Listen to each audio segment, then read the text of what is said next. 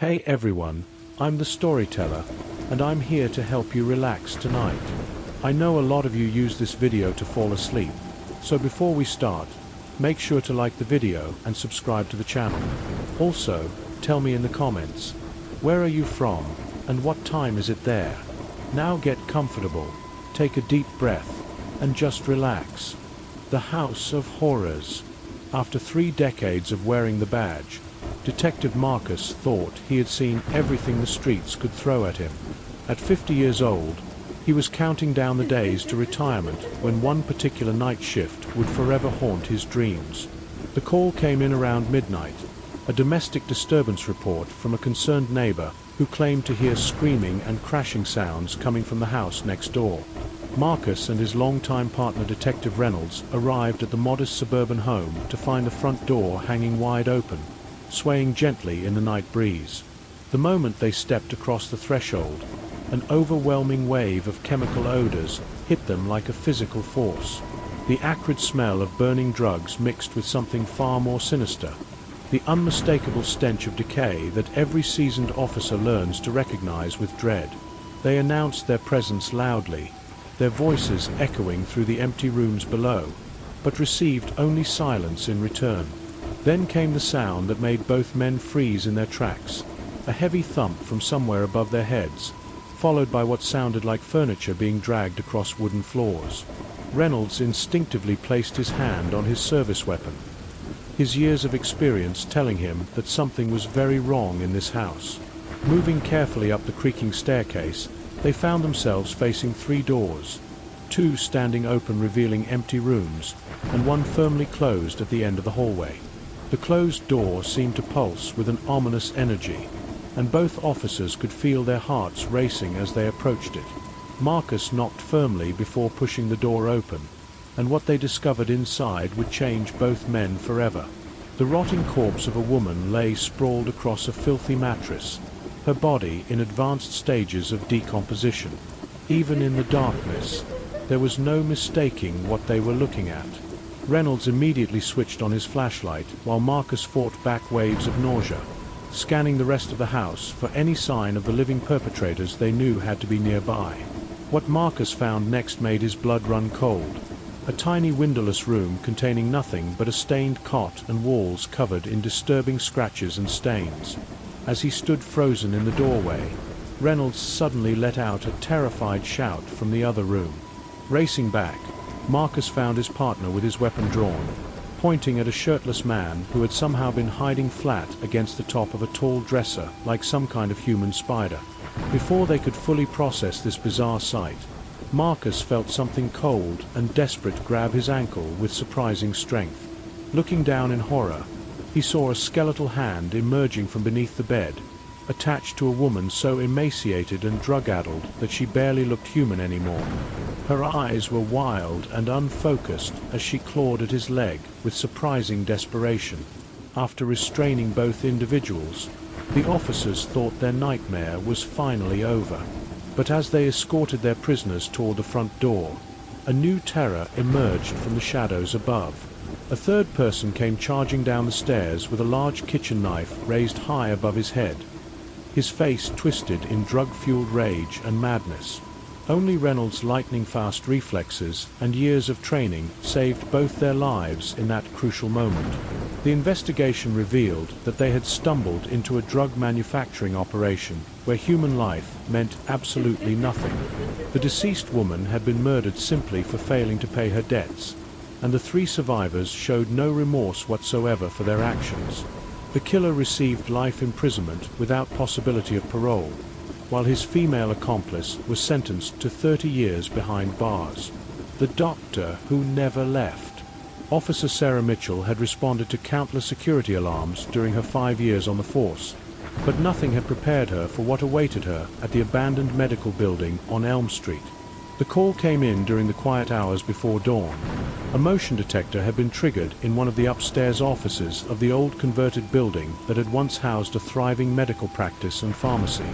When Sarah and her partner Officer Davis arrived at the scene, they were met by a well-dressed elderly man who introduced himself as the building's key holder.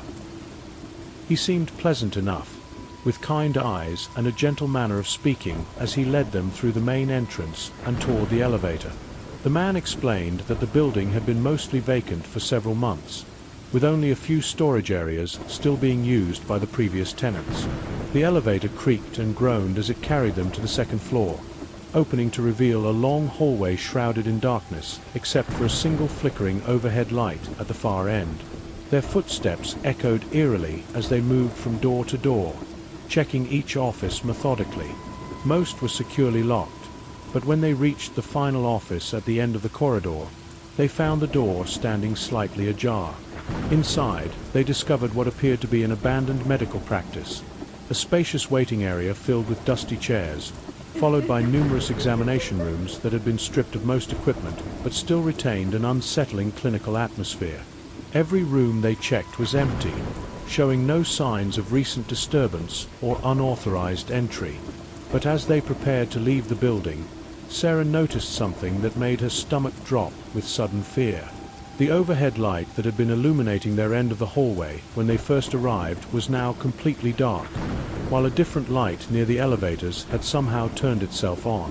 When she pointed this out to Davis, she saw her own terror reflected in his pale face. That's when Davis asked the question that changed everything. "Sarah, weren't all those office doors we just checked supposed to be closed and locked?" Looking back down the hallway they had just walked, both officers saw with growing horror that every single door they had carefully secured was now standing wide open, as if inviting them back inside. Fighting back panic, they began the terrifying process of rechecking and securing each office, their hearts pounding with every step. Just as they finished with the final room and were preparing to leave for good, the main office door slammed shut behind them with tremendous force, followed immediately by their radios erupting in a cacophony of static and electronic interference. Desperate to escape the building, they rushed back to the elevator and descended to the ground floor, only to discover that their helpful key holder had completely vanished. When Sarah contacted dispatch to request the man's callback information, she received news that sent chills down her spine. According to official records, the real key holder was still en route to the building and wouldn't arrive for another 5 minutes.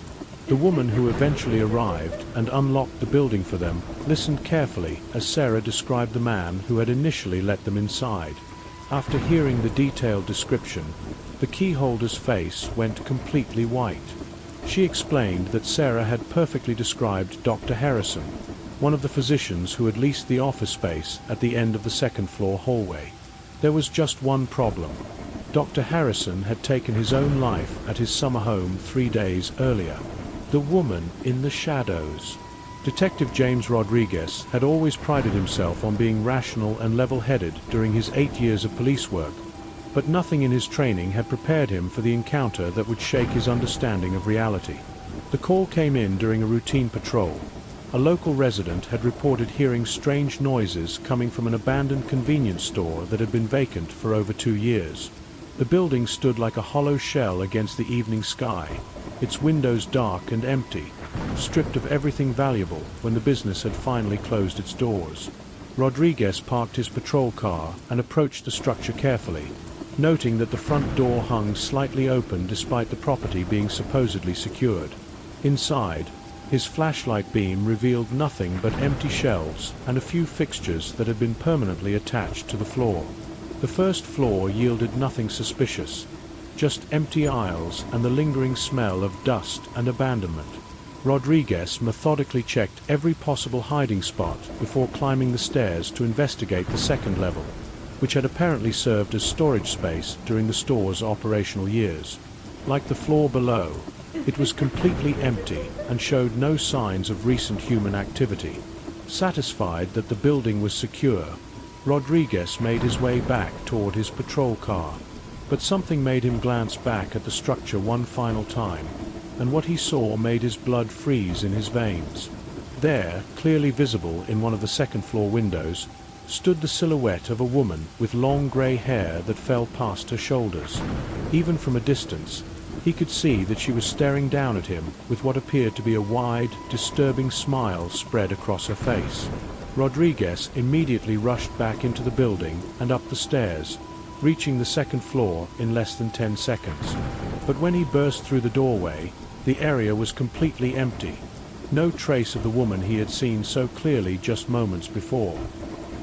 He searched frantically behind every fixture, checked the small bathroom, and examined every corner of the space multiple times, but found absolutely nothing. Beginning to doubt his own senses, Rodriguez left the building once again, telling himself that stress and fatigue had caused him to imagine things. But when he looked back at the window, there she was again, the same woman with the same unsettling smile, watching him with an intensity that made his skin crawl. This time he ran back upstairs, determined to solve the mystery once and for all. Racing through the empty aisles like a man possessed, Rodriguez searched every conceivable hiding place while his heart hammered against his ribs. He was about to give up and leave permanently when something in his peripheral vision caught his attention.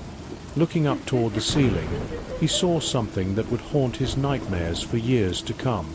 The woman was there, impossibly suspended against the ceiling tiles, her fingers gripping what appeared to be exposed hooks while her feet pressed against the surface for support.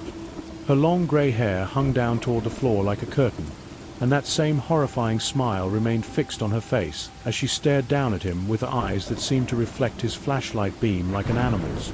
She looked less like a human being and more like some kind of predatory creature that had been waiting patiently for the right moment to reveal itself. Rodriguez immediately called for backup and arrested the woman, though she remained completely silent during the entire process, continuing to smile that disturbing smile even as she was placed in handcuffs. During the drive to the station, she maintained constant eye contact with him through the rearview mirror, never blinking, never changing expression, as if she was studying him for reasons he preferred not to contemplate. To this day, he still wonders whether she was suffering from severe mental illness, or if there was something far more sinister behind her behavior. The circle in the woods. In all his years patrolling the rural roads of Cherokee County, Sergeant Michael Torres had encountered drug dealers, domestic disputes, and the occasional wildlife emergency, but nothing had prepared him for the night that would fundamentally change his understanding of what evil could look like. It was during one of those quiet midnight shifts, when most honest people were safely asleep in their beds, that Torres found himself driving down a remote dirt road surrounded by dense forest on both sides. The area was known for occasional teenage parties and illegal camping, so when Torres spotted movement in his peripheral vision, someone darting quickly into the tree line on his left, he felt obligated to investigate despite every instinct telling him to keep driving. In the brief glimpse he had caught, the figure appeared to be moving with unusual speed and agility, disappearing into the shadows so quickly that Torres wondered if he had imagined the entire thing. Pulling his patrol car to the side of the road, Torres activated his spotlight and aimed it into the dense woods where he had seen the movement. The powerful beam cut through the darkness, illuminating twisted tree branches and thick undergrowth, but revealed no sign of human presence. Still, his years of experience had taught him never to ignore potential suspicious activity, especially in such an isolated location where anything could happen without witnesses. Taking a deep breath to steady his nerves, Torres stepped out of his vehicle and began making his way into the forest, his hand instinctively resting on his service weapon. The woods seemed unnaturally quiet, no insects chirping, no small animals rustling through the leaves, just an oppressive silence that made every footstep sound amplified and threatening. He called out in his most authoritative voice, identifying himself as a police officer and demanding that anyone present show themselves immediately. The response came from behind a large oak tree about 20 feet away, the deliberate snap of a branch that sounded far too intentional to be accidental. Torres felt his heart rate spike as he drew his weapon and ordered whoever was hiding to come out with their hands visible. What emerged from behind the tree was a figure wearing what appeared to be a crude homemade mask, their identity completely concealed behind the disturbing covering. Torres commanded the individual to raise their hands and remove the mask, using the firm tone of authority that had served him well throughout his career. The figure slowly raised their arms as instructed, but made no move to remove the facial covering. When Torres shouted the order a second time, the masked person appeared to reach toward their face, as if finally complying with his demands. But then something happened that would replay in Torres' nightmares for the rest of his life. The figures suddenly turned their head to look toward the left side of the clearing, then slowly turned back to stare directly at Torres. At that same moment, the sergeant heard the unmistakable sound of footsteps approaching through the underbrush from his right side, moving with deliberate purpose rather than the random wandering of a lost hiker. Torres immediately drew his weapon and shouted for everyone in the area to show themselves with their hands raised, his voice carrying a mixture of authority and barely controlled fear. What happened next defied his worst expectations and transformed a routine investigation into a waking nightmare that still haunts his dreams years later. Another masked figure emerged from the trees, this one carrying what appeared to be a large axe or hatchet, the metal blade catching the moonlight in a way that left no doubt about its potential for violence. Torres kept his weapon trained on this new threat, but before he could fully process the situation, he began hearing footsteps approaching from multiple directions, the soft crushing of leaves and snapping of twigs that indicated several people moving through the forest toward his location. Within moments, Torres found himself surrounded by at least 10 individuals, all wearing similar crude masks that concealed their identities completely. They had arranged themselves in an almost perfect circle around him, with only a small gap behind him that led back toward his patrol car. Roughly half of the group carried various weapons, axes, large knives, and what appeared to be homemade clubs, while the others simply stood watching him with impatience that felt far more threatening than any aggressive posturing could have been. Torres stood frozen in the center of this human circle, his weapon drawn but no longer aimed at any specific target since threats now surrounded him from every direction. The silence stretched on for what felt like hours, but was probably only minutes, broken only by the sound of his own labored breathing and the distant hum of his patrol car's engine. He could feel sweat running down his back despite the cool night air, and his hands trembled slightly as he tried to decide which direction posed the greatest immediate danger. Finally, one of the masked figures, Torres was never able to determine which one, spoke in a voice that had been deliberately altered to sound deeper and more menacing. The words were simple and delivered with calm certainty that somehow made them more terrifying than any shouted threat could have been. "Go away." The tone carried an implicit understanding that this was not a request or suggestion, but rather a final warning before something terrible would happen. In that moment, Torres made a decision that probably saved his life. Instead of trying to assert his authority or attempting to arrest anyone, he slowly backed toward the gap in the circle that led to his vehicle, keeping his weapon ready but making no aggressive moves. The masked figures watched him retreat but made no effort to follow, simply standing like silent sentinels until he reached his patrol car and drove away at high speed while calling frantically for backup.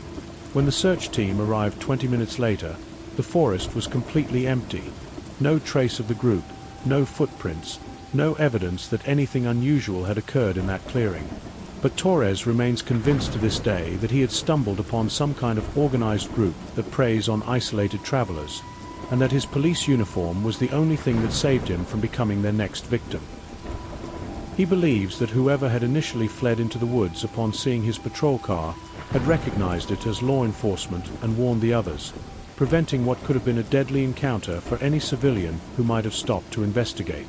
The experience left Torres questioning how many other predatory groups might be operating in remote areas, waiting patiently for the right victim to wander into their carefully laid traps. He still patrols those same roads, but never again stops to investigate suspicious activity in the woods alone, and he always ensures that backup is en route before stepping out of his vehicle in isolated locations. The chemical nightmare. Detective Angela Martinez had spent 28 years walking the thin blue line, building a reputation as one of the most reliable officers in the department.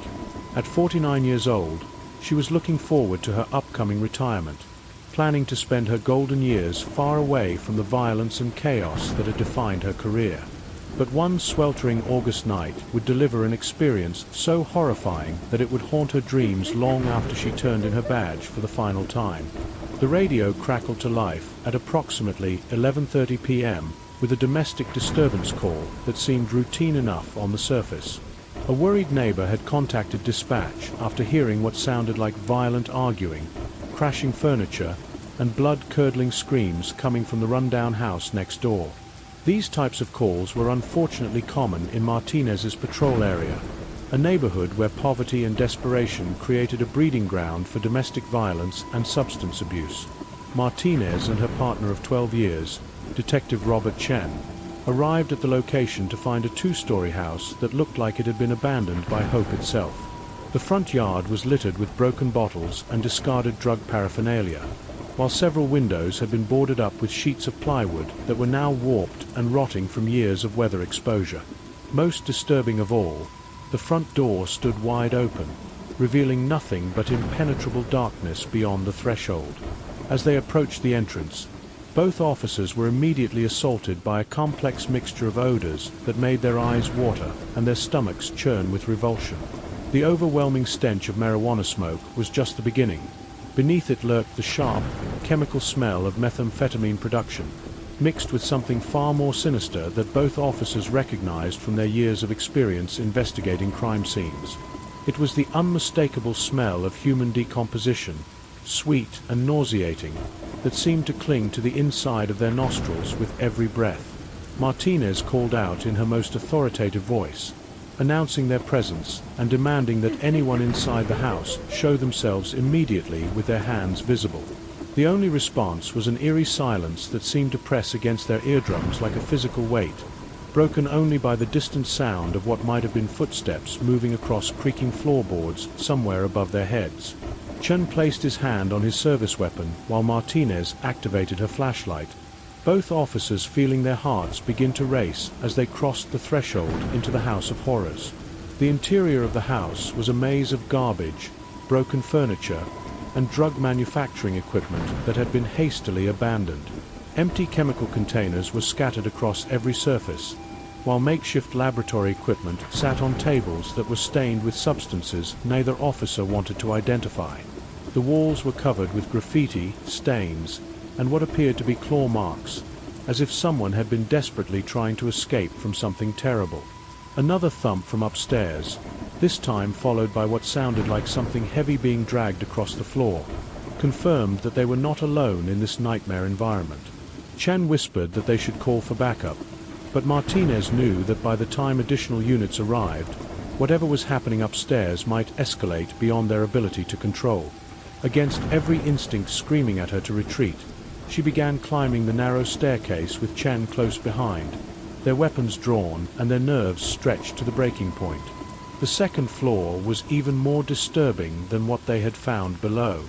3 doors faced them, 2 hanging open to reveal rooms that looked like they had been used for unspeakable purposes, and 1 firmly closed at the end of the hallway. The closed door seemed to pulse with malevolent energy, and both officers could hear strange sounds coming from behind it, a mixture of scratching, whimpering, and what might have been someone talking to themselves in a voice too distorted to understand. Martinez knocked firmly on the door and announced their presence once again, but the only response was a sudden cessation of all sound from within, as if whoever was inside had suddenly become aware of their presence and was now waiting to see what would happen next. Taking a deep breath to steady her nerves, Martinez slowly turned the doorknob and pushed the door open, immediately regretting the decision as the smell that emerged nearly knocked both officers to their knees. The scene that greeted them was something that would be burned into their memories forever. A woman's body lay sprawled across a filthy mattress, her remains in such an advanced state of decomposition that it was impossible to determine how long she had been dead. The room itself was a chamber of horrors, walls covered with disturbing drawings and symbols, bottles filled with unidentifiable liquids, and evidence of drug use scattered everywhere like the remnants of some twisted ritual. While Chan secured the room and began photographing the scene, Martinez continued her search of the rest of the floor, discovering a tiny windowless room that appeared to have been used as some kind of prison cell. The walls were covered with scratch marks and what looked like dried blood, while a single dirty mattress on the floor showed evidence of long-term human habitation. The sight made Martinez's skin crawl as she realized that someone had been held captive in this nightmare space for an extended period of time. Just as she was backing out of the horrifying little room, Chen's terrified shout echoed through the hallway, followed by the sound of a struggle. Racing back to the main bedroom, Martinez found her partner with his weapon drawn, pointing at what initially appeared to be an empty space near the ceiling. But as her eyes adjusted to the darkness, she realized with growing horror that a man was somehow pressed against the ceiling itself. His body contorted in an impossible position as he clung to exposed beams with hands and feet like some kind of human spider. The man's appearance was so shocking that Martinez initially wondered if she was hallucinating from exposure to the chemical fumes that filled the house. His skin was a sickly grey color, covered with open sores and track marks, while his eyes had the wild, unfocused look of someone who had been awake for days on end. When he finally dropped to the floor with a nauseating thud, both officers could see that he was emaciated to the point where his bones were clearly visible beneath his paper-thin skin. Before they could fully process this bizarre encounter, Martinez felt something grab her ankle with surprising strength. Looking down in terror, she saw a skeletal hand emerging from beneath the bed, followed by the rest of a woman who appeared to be in an even worse condition than the man they had just apprehended. Her long, matted hair hung like curtains around a face that was so gaunt and hollow that she barely looked human anymore, while her eyes darted around the room with the paranoid intensity of someone who had lost all connection to reality. As Martinez struggled to restrain the woman, who was fighting with the desperate strength of a cornered animal, Chen managed to get handcuffs on the man, who had begun muttering incoherently about voices in the walls and shadows that were trying to steal his soul. Both suspects appeared to be in the advanced stages of methamphetamine psychosis, their minds completely disconnected from any semblance of normal human behavior or reasoning. The officers thought their nightmare was finally coming to an end as they began escorting their prisoners toward the staircase. But the house had one final horror in store for them. As they reached the top of the stairs, a third figure suddenly appeared at the bottom, charging upward with a large kitchen knife raised above his head and his face twisted into a mask of drug-fueled rage and madness. His eyes were completely dilated, and foam was literally dripping from his mouth as he screamed incoherently about protecting his territory from invaders.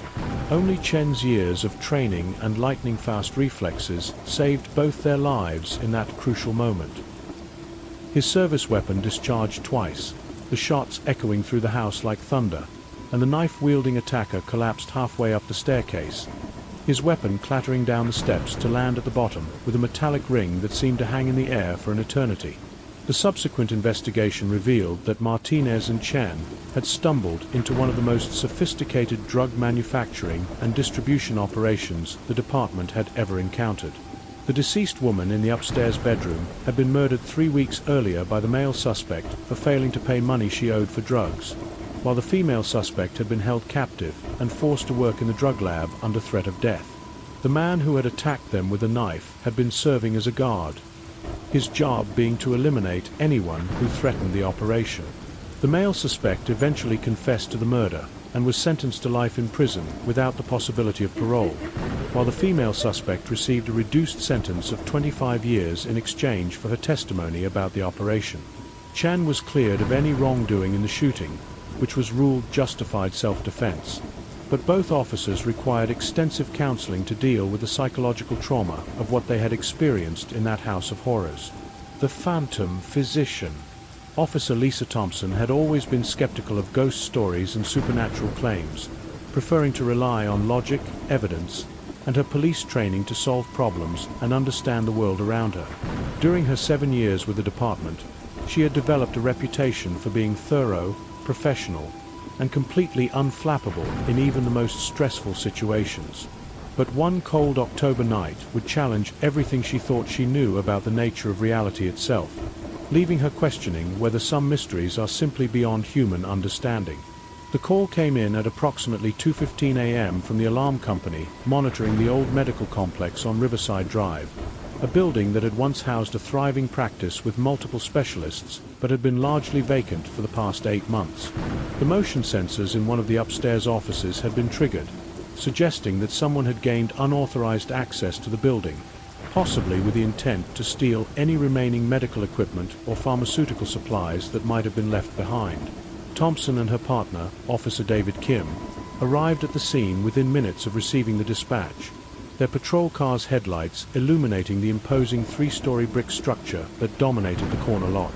The building had an old-fashioned architectural style that gave it an almost institutional appearance, with tall windows that reflected the streetlights like dozens of watching eyes. Despite its abandonment, the structure was still in good condition, though ivy had begun to creep up the walls and weeds were sprouting through cracks in the parking lot pavement. As they approached the main entrance, both officers were surprised to see a well-dressed elderly gentleman waiting for them near the front doors. He appeared to be in his 60s or 70s, with silver hair neatly combed and a kind face that immediately put both officers at ease. He introduced himself as Dr. William Hartley and explained that he had been contacted by the alarm company to meet them at the building and provide access to the interior spaces that needed to be searched. Dr. Hartley seemed genuinely concerned about the security breach and was eager to help the officers conduct their investigation as quickly and efficiently as possible. He produced a set of keys from his coat pocket and led them through the main entrance, explaining that most of the building was now empty, but that a few storage areas still contained valuable equipment and supplies that could be attractive to thieves. His manner was professional and reassuring, exactly what Thompson would have expected from a medical professional with years of experience dealing with stressful situations. The interior of the building retained much of its clinical atmosphere despite being largely abandoned. The lobby area still contained some furniture and artwork, while directional signs on the walls pointed toward various specialty offices and treatment rooms. Dr. Hartley led them to an elevator and explained that the motion sensor had been triggered in one of the offices on the 3rd floor, which had previously been used by a cardiac specialist who had relocated his practice to a newer facility across town. As the elevator slowly climbed to the 3rd floor, Dr. Hartley made casual conversation about the building's history and the various physicians who had practiced there over the years that the complex had been in operation. He spoke with obvious fondness about his colleagues and seemed genuinely sad that the building would soon be demolished to make way for a new shopping center development. Thompson found herself impressed by the man's dedication to his profession and his obvious care for the community he had served. The 3rd floor corridor was much darker than the lobby had been, with only a few emergency lights providing minimal illumination along the hallway that stretched in both directions from the elevator. Dr. Hartley produced a small flashlight from his pocket and began leading them toward the office where the alarm had been triggered, his keys jingling softly as he walked. The sound of their footsteps echoed strangely in the empty hallway, creating an almost rhythmic pattern that seemed to follow them as they moved deeper into the building. The office in question turned out to be a large suite that had obviously once been an impressive medical practice. The waiting area still contained comfortable chairs and reading tables, while multiple examination rooms branched off from a central reception area. Dr. Hartley explained that this had been one of the most successful practices in the building, with a physician who had worked here serving patients from all over the region before deciding to retire rather than relocate his practice. Thompson and Kim conducted a thorough search of every room in the suite, checking closets, storage areas, and even examining the windows for signs of forced entry. Everything appeared to be secure, with no indication that anyone had been in the office recently or that anything had been disturbed. The motion sensor that had triggered the alarm was located in the main examination room, but there was nothing in the area that could have caused it to activate accidentally. After completing their search, the officers thanked Dr. Hartley for his assistance and began making their way back toward the elevator. But as they walked down the corridor, Thompson noticed something that made her pause and look around with growing confusion. The overhead lights that had been illuminating their path when they first arrived were now completely dark, while different lights at the opposite end of the hallway had somehow turned themselves on without anyone touching any switches. When she pointed this out to Kim, she saw her own bewilderment reflected in his expression. Both officers were certain that the lighting had been different when they had first entered the building, but neither could explain how or why it had changed. Dr. Hartley seemed just as puzzled by the situation, suggesting that the building's electrical system might be experiencing some kind of malfunction that was causing lights to turn on and off randomly. But then Kim asked a question that sent chills down Thompson's spine. Didn't we check all these office doors and find them securely locked? Looking back down the hallway they had just walked, Both officers could see with growing alarm that every single door they had tested was now standing wide open, as if inviting them to return and conduct another search of the premises.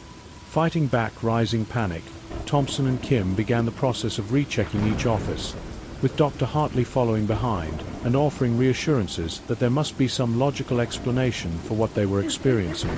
But as they moved from room to room, securing doors that should have remained locked, both officers couldn't shake the feeling that they were being watched by unseen eyes and that something was fundamentally wrong with their entire situation.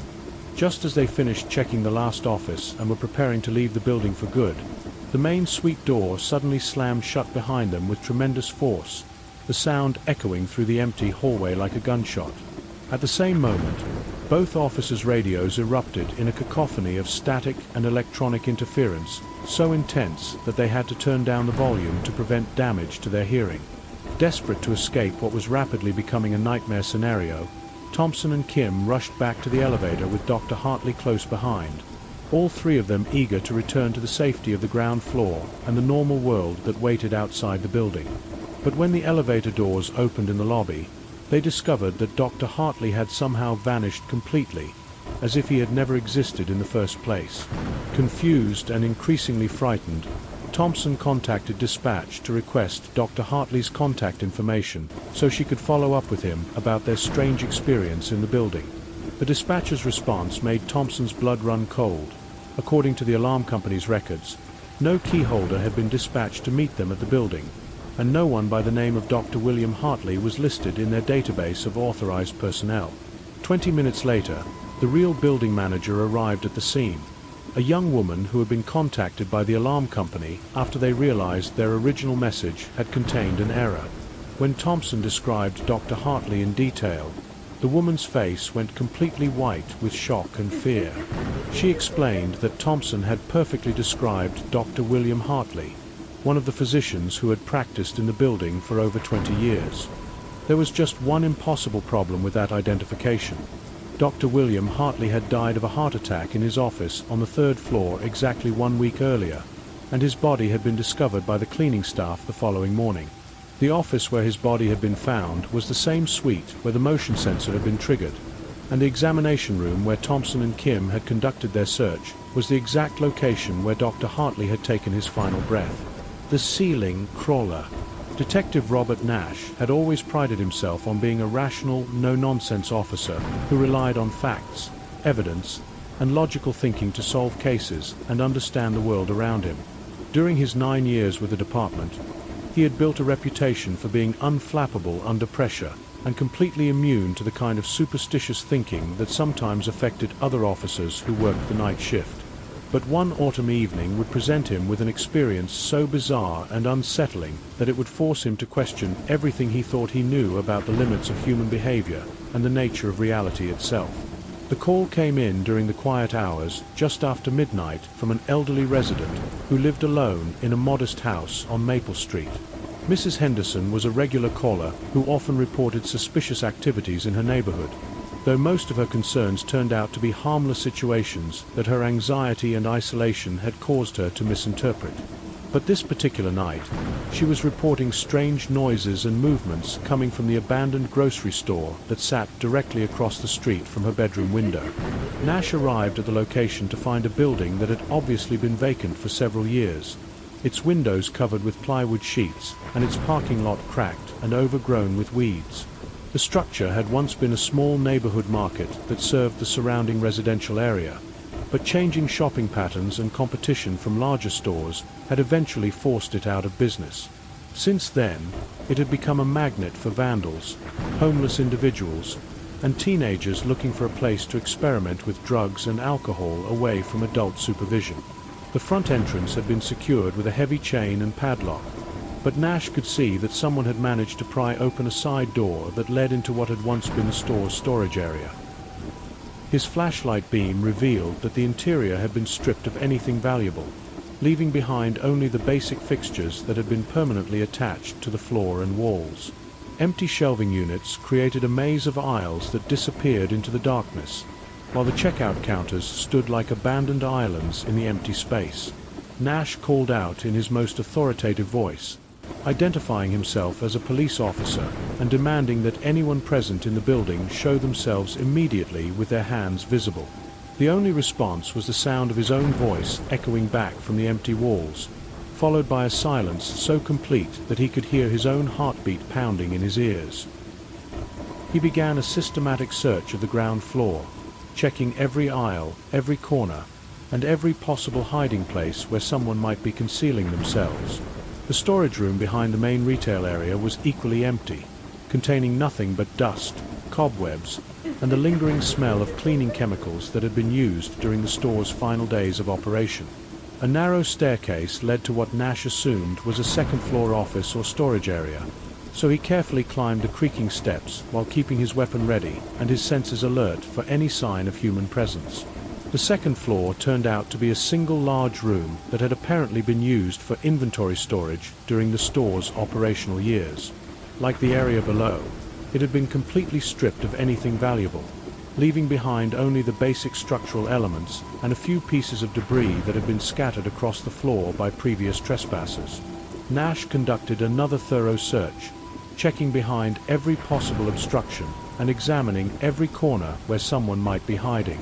Satisfied that the building was secure, Nash made his way back downstairs and headed toward his patrol car, planning to file a routine report about the false alarm and move on to other duties. But something compelled him to take one final look back at the building before departing, and what he saw in one of the second-floor windows made his blood freeze in his veins and his rational mind struggle to process what his eyes were telling him. There, clearly silhouetted against the darkness behind the window, stood the unmistakable figure of a woman with long, stringy hair that fell past her shoulders in tangled strands.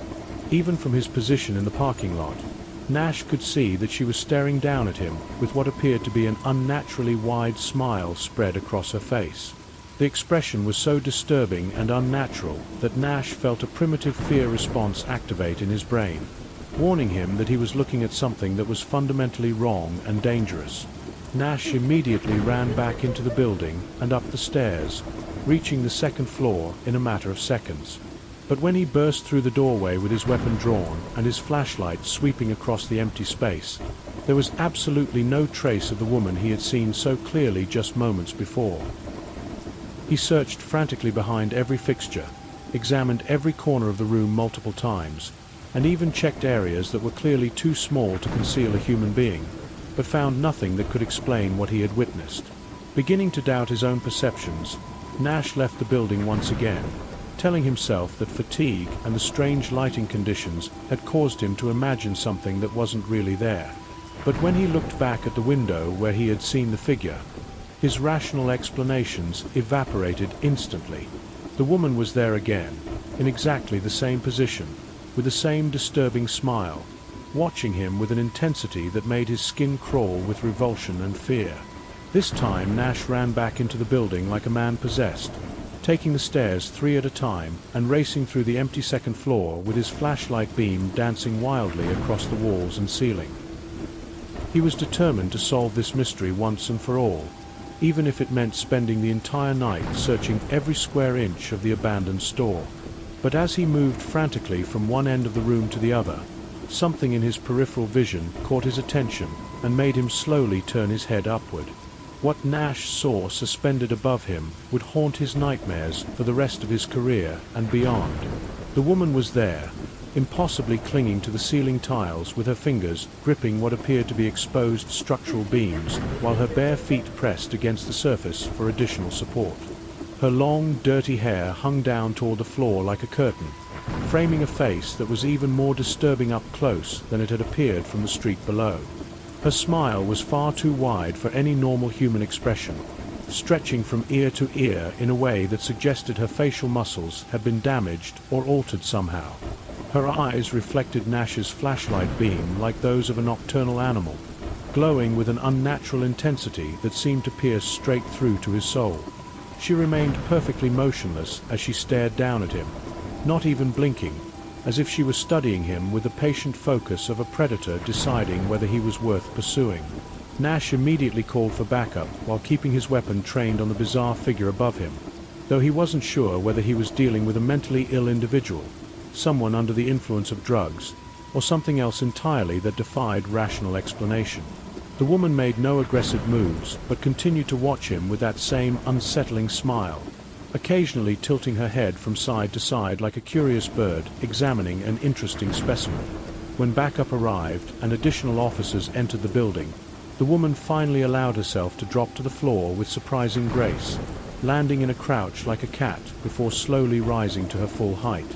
She offered no resistance as she was taken into custody, but continued to smile that disturbing smile throughout the entire arrest process, never speaking a word or showing any normal human emotion or reaction to what was happening around her. During the drive to the station, Nash found himself constantly glancing in the rearview mirror at his passenger, who maintained steady eye contact with him throughout the entire journey without ever blinking or changing expression. Her behavior was so unnatural and unsettling that Nash began to wonder whether she was suffering from some kind of severe mental illness or neurological condition that had fundamentally altered her personality and behavior patterns. The woman was eventually evaluated by mental health professionals and diagnosed with a combination of psychiatric conditions that had been exacerbated by long-term drug use and social isolation. But Nash never forgot the way she had looked at him from her impossible position on the ceiling, and he still wonders whether there was something more than mental illness behind those glowing eyes and that predatory smile that seemed to see straight through to his deepest fears. The Forest Watchers. Sergeant Patricia Williams had spent 15 years patrolling the rural backroads of Jefferson County, dealing with everything from domestic disputes and drunk drivers to the occasional wildlife emergency and missing person case. She had always found comfort in the predictable nature of her work, taking pride in her ability to handle whatever situations arose during her shifts with professionalism and competence. But one moonless October night would present her with an encounter so terrifying and inexplicable that it would fundamentally change her understanding of what kinds of dangers might be lurking in the remote areas she patrolled on a regular basis. The night had been unusually quiet, with most law-abiding citizens safely tucked away in their homes, and even the usual troublemakers apparently finding better things to do than cause problems for local law enforcement. Williams was driving slowly down Cedar Ridge Road, a narrow dirt pathway that wound through dense forest for several miles before connecting to the main highway, when something in her peripheral vision caught her attention and made her immediately slow her patrol car to get a better look at what she had seen. For just a brief moment, she had glimpsed what appeared to be a human figure darting quickly into the tree line on the left side of the road, moving with unusual speed and agility before disappearing completely into the shadows of the dense forest. The movement had been so quick and furtive that Williams initially wondered whether she had actually seen anything at all, or whether her eyes had been playing tricks on her in the deceptive lighting conditions created by her vehicle's headlights cutting through the darkness. But Williams' years of experience had taught her never to ignore potentially suspicious activity, especially in such an isolated location where someone could easily dispose of evidence, conduct illegal activities, or even harm another person without any risk of being observed by witnesses. She pulled her patrol car to the shoulder of the narrow road and activated her spotlight, aiming the powerful beam into the dense undergrowth where she had seen the mysterious figure disappear. The spotlight illuminated a typical forest scene: tall trees with thick trunks, heavy undergrowth that would make walking difficult, and the kind of deep shadows that could easily conceal someone who didn't want to be found. Williams called out through her car's public address system, identifying herself as a police officer and requesting that anyone in the area show themselves immediately with their hands visible. The only response was the kind of complete silence that seems to press against your eardrums like a physical weight, against every instinct that was telling her to call for backup and wait for additional units to arrive. Williams made the decision to investigate on foot. She stepped out of her patrol car and began making her way carefully into the forest, her flashlight beam dancing ahead of her as she navigated around fallen logs and pushed through branches that seemed to grab at her uniform like grasping fingers. The woods were unnaturally quiet, no insects chirping, no small animals rustling through the leaves, just an oppressive silence that made every sound she made seem amplified and threatening. Williams had penetrated perhaps 50 yards into the forest when she heard the deliberate snap of a branch from somewhere ahead of her position. The sound was clearly intentional rather than accidental, as if someone was deliberately trying to get her attention or announce their presence without actually showing themselves. Williams immediately drew her service weapon and called out in her most authoritative voice, demanding that whoever was hiding come forward with their hands raised and visible. What emerged from behind a large oak tree about 30 feet away was something that would be burned into Williams' memory forever. The figure was wearing what appeared to be a crude homemade mask that completely obscured their features, making it impossible to determine their age, gender, or identity. The mask itself was disturbing enough, a rough assemblage of fabric, leather, and what might have been animal fur. But there was something about the way the person moved that set off every alarm bell in Williams' experienced mind. Williams commanded the individual to raise their hands and remove the mask, using the firm tone of authority that had served her well throughout her career in law enforcement. The masked figure slowly raised their arms as instructed, but made no move to comply with the order to remove their facial covering. When Williams repeated the command more forcefully, the person appeared to reach toward their face, as if finally preparing to reveal their identity. But then something happened that transformed a routine investigation into a waking nightmare that would haunt Williams for the rest of her life.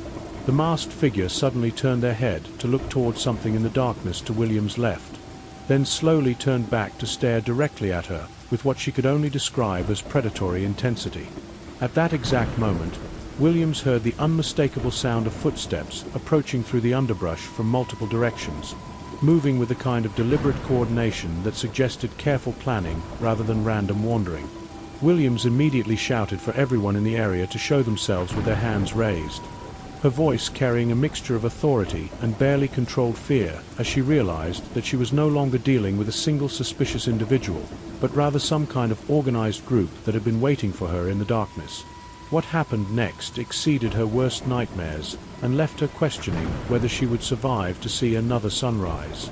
Additional masked figures began emerging from the trees around her position, each one wearing similar crude disguises that made them look less like human beings and more like participants in some kind of twisted ritual or ceremony. Williams counted at least 8 or 9 individuals before she stopped counting and focused entirely on trying to identify escape routes and assess the level of threat she was facing from each direction. The group had positioned themselves in what was clearly a carefully planned circle around her location, with only a narrow gap behind her that led back toward her patrol car and the relative safety of the road. Roughly half of the masked figures were carrying weapons, axes, large knives, baseball bats, and what appeared to be homemade clubs, while the others simply stood watching her with a kind of patient stillness that felt far more threatening than any aggressive posturing could have been. Williams found herself trapped in the center of this human circle, her weapon drawn but no longer aimed at any specific target since threats now surrounded her from every possible direction. The silence stretched on for what felt like hours, but was probably only minutes, broken only by the sound of her own labored breathing and the distant hum of her patrol car's engine running back on the road. She could feel sweat running down her back despite the cool night air, and her hands trembled slightly as she tried to decide which direction posed the greatest immediate danger to her survival. The psychological pressure of being surrounded by silent, masked figures in the middle of a dark forest was unlike anything Williams had ever experienced in her 15 years of police work. Every shadow seemed to move with potential threat. Every small sound could indicate that someone was positioning themselves for an attack, and the complete lack of communication from the group made it impossible to predict what they might do next or what their ultimate intentions might be. Finally, after what seemed like an eternity of tense silence, one of the masked figures spoke in a voice that had been deliberately altered to sound deeper and more menacing than any normal human speech. The words were simple, but delivered with a calm certainty that somehow made them more terrifying than any shouted threat could have been. "Leave this place and never return." The tone carried an implicit understanding that this was not a request or negotiation, but rather a final warning before something terrible would happen that could not be undone. In that moment, Williams made a decision that probably saved her life. Instead of trying to assert her authority or attempting to arrest anyone in the group, she began slowly backing toward the gap in the circle that led back to her vehicle, keeping her weapon ready but making no aggressive moves that might provoke an attack. The masked figures watched her retreat with the same unsettling stillness they had maintained throughout the encounter, but made no effort to follow or prevent her escape. Williams reached a patrol car and immediately called for backup while driving away from the scene at high speed, her heart pounding so hard that she could barely speak clearly enough to communicate her location and situation to the dispatcher. When multiple units arrived at the scene 20 minutes later, the forest was completely empty. No trace of the group, no footprints, no evidence that anything unusual had occurred in that clearing where Williams had faced what she was convinced had been a life-or-death situation. The incident report Williams filed was met with skepticism by some of her colleagues, who suggested that stress and the isolated night environment might have caused her to misinterpret a perfectly innocent situation involving campers or hunters who were simply trying to avoid contact with law enforcement. But Williams knew what she had experienced, and she remains convinced to this day that she had stumbled upon some kind of organized predatory group that preys on isolated travelers who are unfortunate enough to venture into their territory. Williams believes that whoever had initially fled into the woods upon seeing her patrol car had recognized it as a law enforcement vehicle and warned the others, preventing what could have been a deadly encounter for any civilian who might have stopped to investigate suspicious activity in the area. She theorizes that the group operates in remote forest areas specifically because they offer the perfect combination of isolation and multiple escape routes that would make it nearly impossible for law enforcement to track them down or gather evidence of their activities. The experience left Williams questioning how many other predatory groups might be operating in the vast wilderness areas that surround her patrol district, waiting patiently in the darkness for the right victim to wander into their carefully prepared traps. She continues to patrol the same roads and respond to calls in remote areas, but she never again investigates suspicious activity alone, and she always ensures that backup units are dispatched to her location before she exits her vehicle in any isolated setting where help might not be able to reach her in time if something goes wrong. The house where evil lived. Detective Rebecca Walsh had walked the streets for 26 years, her badge carrying the weight of countless domestic calls that usually ended with paperwork and broken families trying to pick up the pieces of their shattered lives.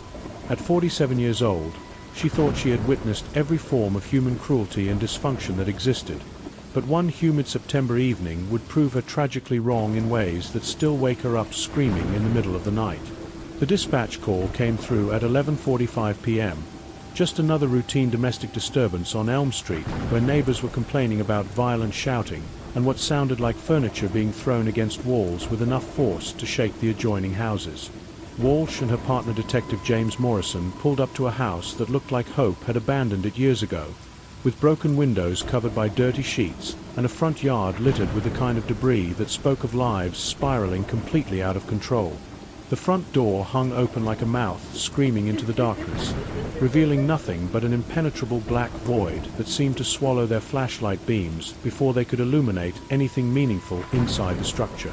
As they approached the threshold, both officers were immediately assaulted by a complex mixture of odors that made their eyes water and their stomachs lurch with waves of nausea that threatened to overwhelm their professional composure. The overwhelming stench of burning marijuana was just the beginning of their olfactory nightmare, as beneath it lurked the sharp chemical smell of methamphetamine production mixed with something far more sinister that both officers recognized from crime scenes they would rather forget. It was the unmistakable sweet and nauseating smell of human decomposition that seemed to cling to the inside of their nostrils with every breath they took, growing stronger as they moved deeper into the house of horrors that awaited them. Walsh called out in her most authoritative voice, announcing their presence and demanding that anyone inside show themselves immediately with their hands visible. But the only response was an eerie silence that seemed to press against their eardrums like a physical weight. The interior of the house revealed a maze of garbage, broken furniture, and drug manufacturing equipment that had been hastily abandoned, with empty chemical containers scattered across every surface and makeshift laboratory equipment sitting on tables stained with substances neither officer wanted to identify. The walls were covered with graffiti, mysterious stains, and what appeared to be claw marks, as if someone had been desperately trying to escape from something terrible that lived within these walls. Another heavy thump from upstairs, followed by what sounded like something being dragged across creaking floorboards, confirmed that they were not alone in this nightmare environment that seemed to pulse with malevolent energy. Morrison whispered that they should call for backup immediately, but Walsh knew that by the time additional units arrived, Whatever was happening upstairs might escalate beyond their ability to control or understand. Against every instinct screaming at her to retreat to the safety of their patrol car, she began climbing the narrow staircase with Morrison close behind, their weapons drawn and their nerves stretched to the absolute breaking point. The second floor was even more disturbing than what they had discovered below, with 3 doors facing them like sentinels guarding unspeakable secrets. 2 doors hung open to reveal rooms that looked like they had been used for purposes that defied human decency, while 1 door remained firmly closed at the end of the hallway, seeming to pulse with an ominous energy that made both officers feel like they were approaching the gates of hell itself. Strange sounds emanated from behind the closed door, a mixture of scratching, whimpering, and what might have been someone talking to themselves in a voice too distorted and broken to understand. Walsh knocked firmly and announced their presence once again, but the only response was a sudden cessation of all sound from within, as if whoever was inside had suddenly become aware of their presence and was now waiting to see what would happen next. Taking a deep breath to steady her nerves, Walsh slowly turned the doorknob and pushed the door open, immediately regretting the decision as a smell so intense and horrifying emerged that it nearly knocked both officers to their knees. The scene that greeted them was something that would be burned into their memories forever, replaying in their nightmares for years to come. A woman's body lay sprawled across a filthy mattress, her remains in such an advanced state of decomposition that it was impossible to determine how long she had been dead, while the room itself served as a chamber of horrors with walls covered in disturbing drawings and symbols that seemed to writhe in the dancing shadows cast by their flashlights. While Morrison secured the scene and began photographing the evidence with hands that trembled despite his years of experience, Walsh continued her search of the remaining areas, discovering a tiny windowless room that appeared to have been used as some kind of prison cell. The walls were covered with scratch marks and what looked like dried blood, while a single dirty mattress on the floor showed evidence of long-term human habitation that made Walsh's skin crawl as she realized someone had been held captive in this nightmare space for an extended period of time. Just as she was backing out of the horrifying little room, Morrison's terrified shout echoed through the hallway, followed by sounds of a struggle that sent ice through her veins. Racing back to the main bedroom, Walsh found her partner with his weapon drawn, pointing at what initially appeared to be empty space near the ceiling until her eyes adjusted to reveal a man somehow pressed against the ceiling itself, his body contorted in an impossible position as he clung to exposed beams with hands and feet like some kind of human spider. His appearance was so shocking that Walsh initially wondered if she was hallucinating from exposure to the chemical fumes that filled the house. His skin a sickly grey color covered with open sores and track marks, while his eyes held the wild, unfocused look of someone who had been awake for days on end consuming dangerous substances. Before they could fully process this bizarre encounter, Walsh felt something grab her ankle with surprising strength, and looking down in terror, she saw a skeletal hand emerging from beneath the bed, followed by the rest of a woman who appeared to be in an even worse condition than the man they had just discovered. Her long, matted hair hung like curtains around a face so gaunt and hollow that she barely looked human anymore, while her eyes darted around the room with the paranoid intensity of someone who had lost all connection to reality and was living in a world of delusions and chemical-induced madness. As Walsh struggled to restrain the woman, who was fighting with the desperate strength of a cornered animal, Morrison managed to get handcuffs on the man, who had begun muttering incoherently about voices in the walls and shadows trying to steal his soul. Both suspects appeared to be in the advanced stages of methamphetamine psychosis, their minds completely disconnected from any semblance of normal human behavior or reasoning. The officers thought their nightmare was finally coming to an end as they began escorting their prisoners toward the staircase, but the house had one final horror waiting for them that would test their survival instincts to the absolute limit. As they reached the top of the stairs, a third figure suddenly appeared at the bottom, charging upward with a large kitchen knife raised above his head and his face twisted into a mask of drug-fueled rage and madness. His eyes were completely dilated, and foam was literally dripping from his mouth as he screamed incoherently about protecting his territory from invaders who had come to destroy everything he had built.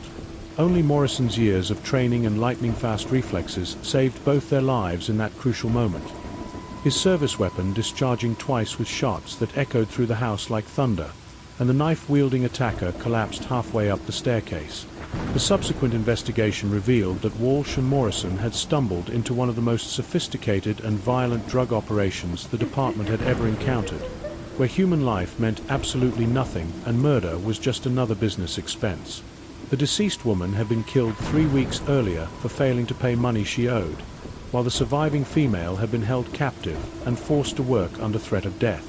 Morrison was cleared of any wrongdoing in the shooting, but both officers required extensive counseling to deal with the psychological trauma that would haunt them for the rest of their careers.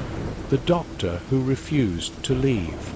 Officer Jennifer Martinez had always been a skeptical person who relied on logic, evidence, and her police training to understand the world around her, preferring facts over superstition during her 8 years with the department. She had developed a reputation for being thorough, professional, and completely unflappable in even the most stressful situations that her job could throw at her.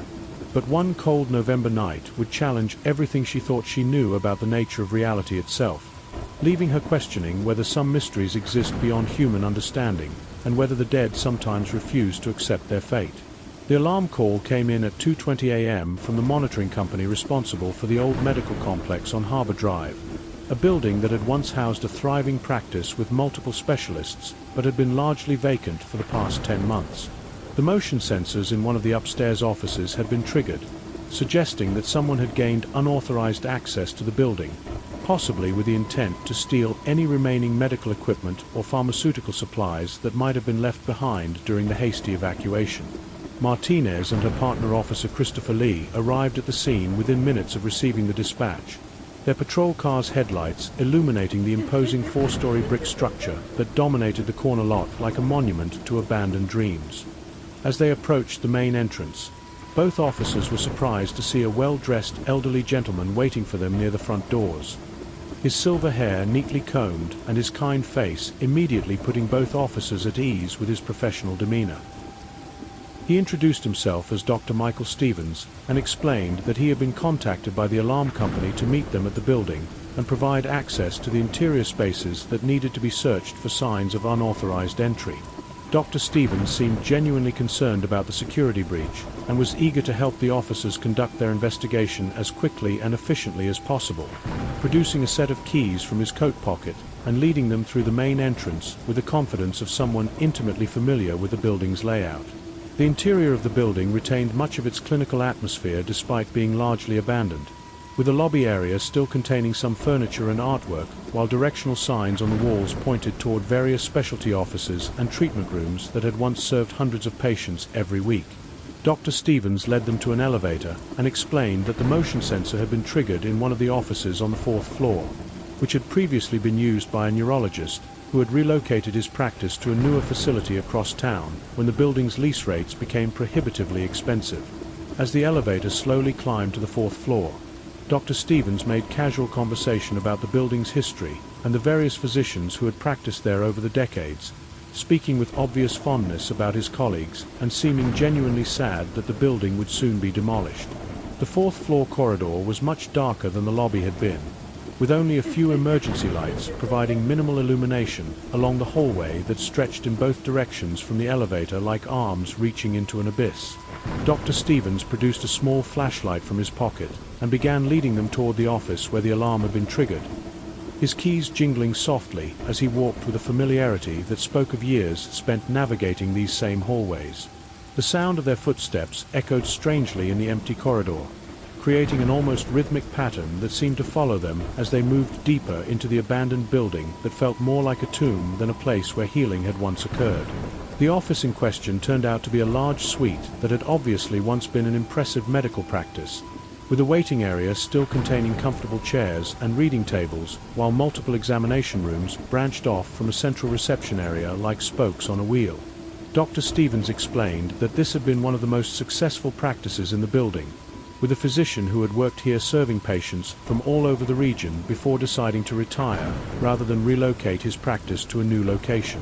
Martinez and Lee conducted a thorough search of every room in the suite, checking closets, storage areas, and even examining the windows for signs of forced entry, but everything appeared to be secure with no indication that anyone had been in the office recently.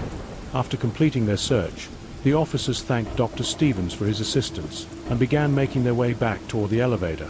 But as they walked down the corridor, Martinez noticed something that made her pause and look around with growing confusion and unease. The overhead lights that had been illuminating their path when they first arrived were now completely dark, while different lights at the opposite end of the hallway had somehow turned themselves on without anyone touching any switches or control panels. When she pointed this out to Lee, she saw her own bewilderment reflected in his expression, both officers certain that the lighting had been different when they had first entered the building. Dr. Stevens seemed just as puzzled by the situation, suggesting that the building's electrical system might be experiencing some kind of malfunction that was causing lights to turn on and off randomly throughout the structure. But then Lee asked a question that sent chills down Martinez's spine and made her heart begin racing with sudden fear. Looking back down the hallway they had just walked, both officers could see with growing alarm that every single door they had tested and found securely locked was now standing wide open, as if inviting them to return and conduct another search of premises that seemed to be changing around them according to rules they couldn't understand. Fighting back rising panic, Martinez and Lee began the terrifying process of rechecking each office, with Dr. Stevens following behind and offering reassurances that there must be some logical explanation for what they were experiencing in this building that seemed to be alive with malevolent energy.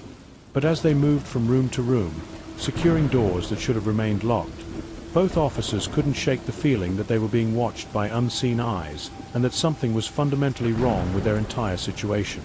Just as they finished checking the last office and were preparing to leave the building for good, the main suite door suddenly slammed shut behind them with tremendous force, the sound echoing through the empty hallway like a gunshot that seemed to reverberate through their very souls. At the same moment, both officers' radios erupted in a cacophony of static and electronic interference so intense that they had to turn down the volume to prevent damage to their hearing, while their flashlights began flickering erratically as if the building itself was draining the power from their equipment. Desperate to escape what was rapidly becoming a nightmare scenario that defied all logical explanation, Martinez and Lee rushed back to the elevator with Dr. Stevens close behind, all three of them eager to return to the safety of the ground floor and the normal world that waited outside this haunted structure. But when the elevator doors opened in the lobby, they discovered that Dr. Stevens had somehow vanished completely, as if he had never existed in the first place, leaving both officers staring at an empty elevator car that couldn't possibly have contained three people just moments before. Confused and increasingly frightened by the impossible situation they found themselves in, Martinez contacted dispatch to request Dr. Stevens' contact information so she could follow up with him about their strange experience.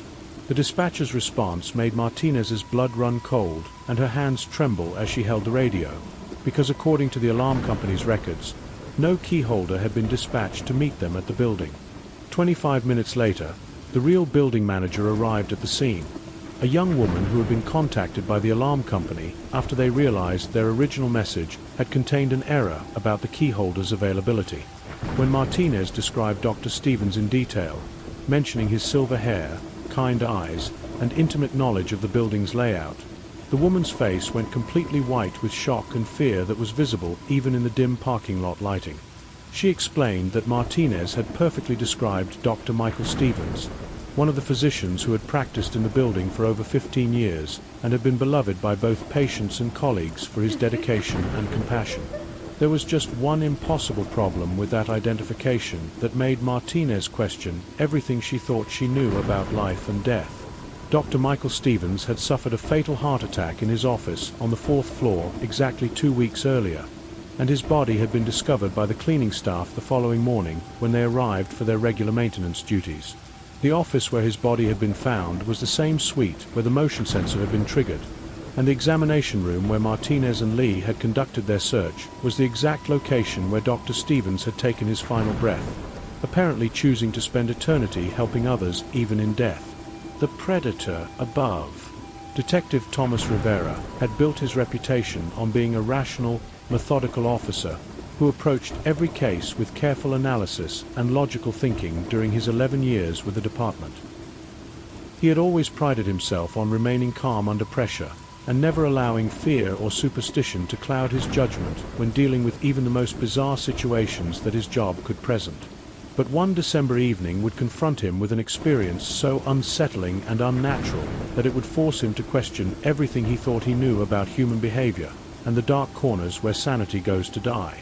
The call came in during the quiet hours just after midnight from an elderly resident named Mrs. Patterson, who lived alone in a modest house on Oak Street and was known for her vigilant watch over the neighborhood's safety. She was reporting strange noises and movements coming from the abandoned department store that sat directly across the street from her bedroom window, a building that had been vacant for over 3 years since the business had finally succumbed to competition from larger retail chains. Mrs. Patterson claimed she had seen lights moving around inside the building and heard what sounded like someone dragging heavy objects across the floor, activities that were clearly unauthorized and potentially dangerous. Rivera arrived at the location to find a building that had obviously been forgotten by progress and prosperity, its windows covered with plywood sheets, and its parking lot cracked and overgrown with weeds that pushed through the asphalt like fingers reaching up from some buried nightmare. The structure had once been a cornerstone of the local business district, serving families and individuals throughout the surrounding community, but changing economic conditions had eventually forced it to close permanently. Since then, it had become a magnet for vandals, homeless individuals, and teenagers looking for a place to experiment with drugs and alcohol away from the watchful eyes of parents and authorities. The main entrance had been secured with heavy chains and multiple padlocks, but Rivera could see that someone had managed to force open a side door that led into what had once been the store's shipping and receiving area. His flashlight beam revealed that the interior had been systematically stripped of anything valuable over the years, leaving behind only the basic fixtures that had been permanently attached to the floor and walls. Empty display cases and clothing racks created a maze of obstacles that disappeared into the darkness, while mannequins stood like silent sentinels guarding the abandoned retail space that had once buzzed with activity and commerce. Rivera called out in his most authoritative voice, identifying himself as a police officer and demanding that anyone present in the building show themselves immediately with their hands visible and their intentions clearly stated. The only response was the sound of his own voice echoing back from the empty walls, followed by a silence so complete that he could hear his own heartbeat pounding in his ears and the distant hum of traffic from the main road several blocks away. He began a systematic search of the ground floor, checking every aisle, every corner, and every possible hiding place where someone might be concealing themselves while conducting illegal activities or simply seeking shelter from the cold winter night. The storage areas behind the main retail space were equally empty, containing nothing but dust, cobwebs, and the lingering smell of cleaning chemicals that had been used during the store's final days of operation before the doors were locked forever. A narrow staircase led to what Rivera assumed was a second-floor office or additional storage area, so he carefully climbed the creaking steps while keeping his weapon ready and his senses alert for any sign of human presence that might indicate he was not alone in this tomb of failed commercial dreams. The second floor turned out to be a single large room that had apparently been used for inventory storage and employee break areas during the store's operational years, with a few abandoned desks and filing cabinets scattered around the space like forgotten memories.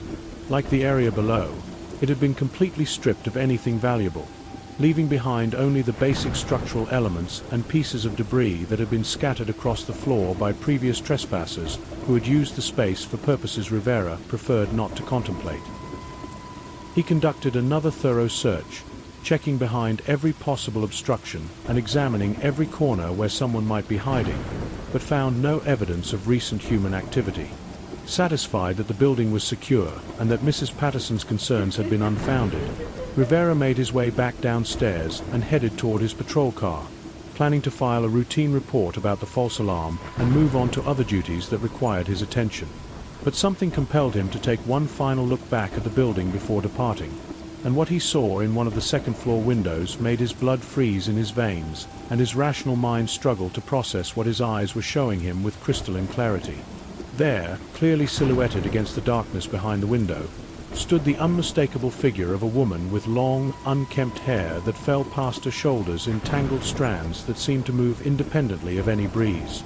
Even from his position in the parking lot, Rivera could see that she was staring down at him with what appeared to be an unnaturally wide smile spread across her face, an expression so disturbing and unnatural that it triggered a primitive fear response in his brain that warned him he was looking at something fundamentally wrong and potentially dangerous. The way she stood perfectly motionless while maintaining that horrifying smile suggested a level of control and patience that was more predatory than human. Rivera immediately ran back into the building and up the stairs, reaching the second floor in a matter of seconds with his weapon drawn and his flashlight sweeping across the empty space in desperate search of the woman he had seen so clearly just moments before. But when he burst through the doorway with his heart pounding and his nerves stretched to the breaking point, there was absolutely no trace of the figure he had witnessed, no indication that anyone had ever been in the room, and no explanation for what he had seen with his own eyes. He searched frantically behind every fixture, examined every corner of the room multiple times, and even checked areas that were clearly too small to conceal a human being, but found nothing that could account for his sighting. Beginning to doubt his own perceptions and wondering if stress and fatigue had caused him to imagine something that wasn't really there, Rivera left the building once again, telling himself that the strange lighting conditions and his tired state had created a hallucination that seemed real but had no basis in actual fact. But when he looked back at the window where he had seen the figure, his rational explanations evaporated instantly and were replaced by a terror so profound that it made his hands shake uncontrollably. The woman was there again, in exactly the same position, with the same disturbing smile, watching him with an intensity that made his skin crawl with revulsion and primal fear that reached back to humanity's darkest evolutionary memories. This time Rivera ran back into the building like a man possessed by desperation and confusion, taking the stairs 3 at a time and racing through the empty second floor with his flashlight beam dancing wildly across the walls and ceiling as he searched for any trace of the mysterious figure. He was determined to solve this mystery once and for all, even if it meant spending the entire night searching every square inch of the abandoned store until he found a logical explanation for what was happening. But as he moved frantically from one end of the room to the other, something in his peripheral vision caught his attention and made him slowly turn his head upward toward the ceiling with growing dread. What Rivera saw suspended above him would haunt his nightmares for the rest of his career and beyond. An image so disturbing and unnatural that it challenged his understanding of what human beings were capable of doing. The woman was there, impossibly clinging to the ceiling tiles with her fingers gripping exposed structural beams while her bare feet pressed against the surface for additional support. Her entire body defying gravity in a way that seemed to mock the laws of physics. Her long, dirty hair hung down toward the floor like a curtain of shadow, framing a face that was even more disturbing up close than it had appeared from the street below. Her smile was far too wide for any normal human expression, stretching from ear to ear in a way that suggested her facial muscles had been damaged or altered somehow, while her eyes reflected Rivera's flashlight beam like those of a nocturnal predator, glowing with an unnatural intensity that seemed to pierce straight through to his soul. She remained perfectly motionless as she stared down at him, not even blinking, as if she was studying him with the patient focus of a predator deciding whether he was worth pursuing or simply another victim to be catalogued for future reference. Rivera immediately called for backup while keeping his weapon trained on the bizarre figure above him, though he wasn't sure whether he was dealing with a mentally ill individual, someone under the influence of powerful drugs, or something else entirely that defied rational explanation and challenged everything he thought he knew about human limitations. The woman made no aggressive moves, but continued to watch him with that same unsettling smile, occasionally tilting her head from side to side like a curious bird examining an interesting specimen that had wandered into her territory. When backup arrived and additional officers entered the building, the woman finally allowed herself to drop to the floor with surprising grace and fluidity, landing in a crouch like a cat before slowly rising to her full height while maintaining that predatory smile throughout the entire process. She offered no resistance as she was taken into custody, but continued to smile that disturbing smile throughout the entire arrest process, never speaking a word or showing any normal human emotion or reaction to what was happening around her, as if she existed in a reality completely separate from the one everyone else inhabited. During the drive to the station, Rivera found himself constantly glancing in the rearview mirror at his passenger, who maintained steady eye contact with him throughout the entire journey without ever blinking or changing expression or showing any sign of normal human consciousness. Her behavior was so unnatural and unsettling that Rivera began to wonder whether she was suffering from some kind of severe mental illness or neurological condition that had fundamentally altered her personality and behavior patterns, or whether something far more sinister was controlling her actions from within her damaged mind. The Silent Circle. Captain Sarah Henderson had spent 18 years patrolling the remote backroads and wilderness areas of Morgan County, dealing with everything from domestic disputes and drunk drivers to the occasional missing person case and wildlife emergencies that required both patience and skill to resolve safely. She had always found comfort in the predictable nature of her work, taking pride in her ability to handle whatever situations arose during her shifts with professionalism, competence, and a level head that had earned her the respect of her colleagues and superiors. But one moonless November night would present her with an encounter so terrifying and inexplicable that it would fundamentally change her understanding of what kinds of predators might be lurking in the remote areas she patrolled regularly. The night had been unusually quiet, with most law-abiding citizens safely tucked away in their homes, enjoying the warmth and security that Henderson often took for granted during her long shifts in the darkness. Even the usual troublemakers seemed to be finding better things to do than cause problems for local law enforcement, leaving Henderson to patrol the winding country roads that connected scattered rural communities with a sense of peaceful routine that she had come to appreciate over the years. She was driving slowly down Blackwood Trail, a narrow dirt pathway that wound through dense forest for several miles before connecting to the main highway, when something in her peripheral vision caught her attention and made her immediately slow her patrol car. For just a brief moment, she had glimpsed what appeared to be a human figure darting quickly into the tree-line on the right side of the road, moving with unusual speed and agility before disappearing completely into the shadows of the dense forest that seemed to swallow all light and sound. The movement had been so quick and furtive that Henderson initially wondered whether she had actually seen anything at all, or whether her eyes had been playing tricks on her in the deceptive lighting conditions created by her vehicle's headlights cutting through the absolute darkness of the moonless night. But Henderson's years of experience had taught her never to ignore potentially suspicious activity, especially in such an isolated location where someone could easily dispose of evidence, conduct illegal activities, or even harm another person without any risk of being observed by witnesses or interrupted by other law enforcement officers. She pulled her patrol car to the shoulder of the narrow road and activated her spotlight, aiming the powerful beam into the dense undergrowth where she had seen the mysterious figure disappear like a ghost melting back into the realm of shadows and nightmares. The spotlight illuminated a typical forest scene that looked deceptively peaceful and normal, with tall trees reaching toward the star-filled sky, heavy undergrowth that would make walking difficult and treacherous, and the kind of deep shadows that could easily conceal someone who didn't want to be found by authorities or anyone else who might interfere with their activities. Henderson called out through her car's public address system, identifying herself as a police officer and requesting that anyone in the area show themselves immediately with their hands visible and their intentions clearly stated for everyone's safety. The only response was the kind of complete silence that seems to press against your eardrums like a physical weight, a silence so profound that it felt unnatural and threatening in its intensity. Against every instinct that was telling her to call for backup and wait for additional units to arrive before investigating further, Henderson made the decision to investigate on foot, knowing that by the time help arrived, whoever was hiding in the forest would have had ample opportunity to escape or dispose of whatever evidence they might be trying to conceal from law enforcement.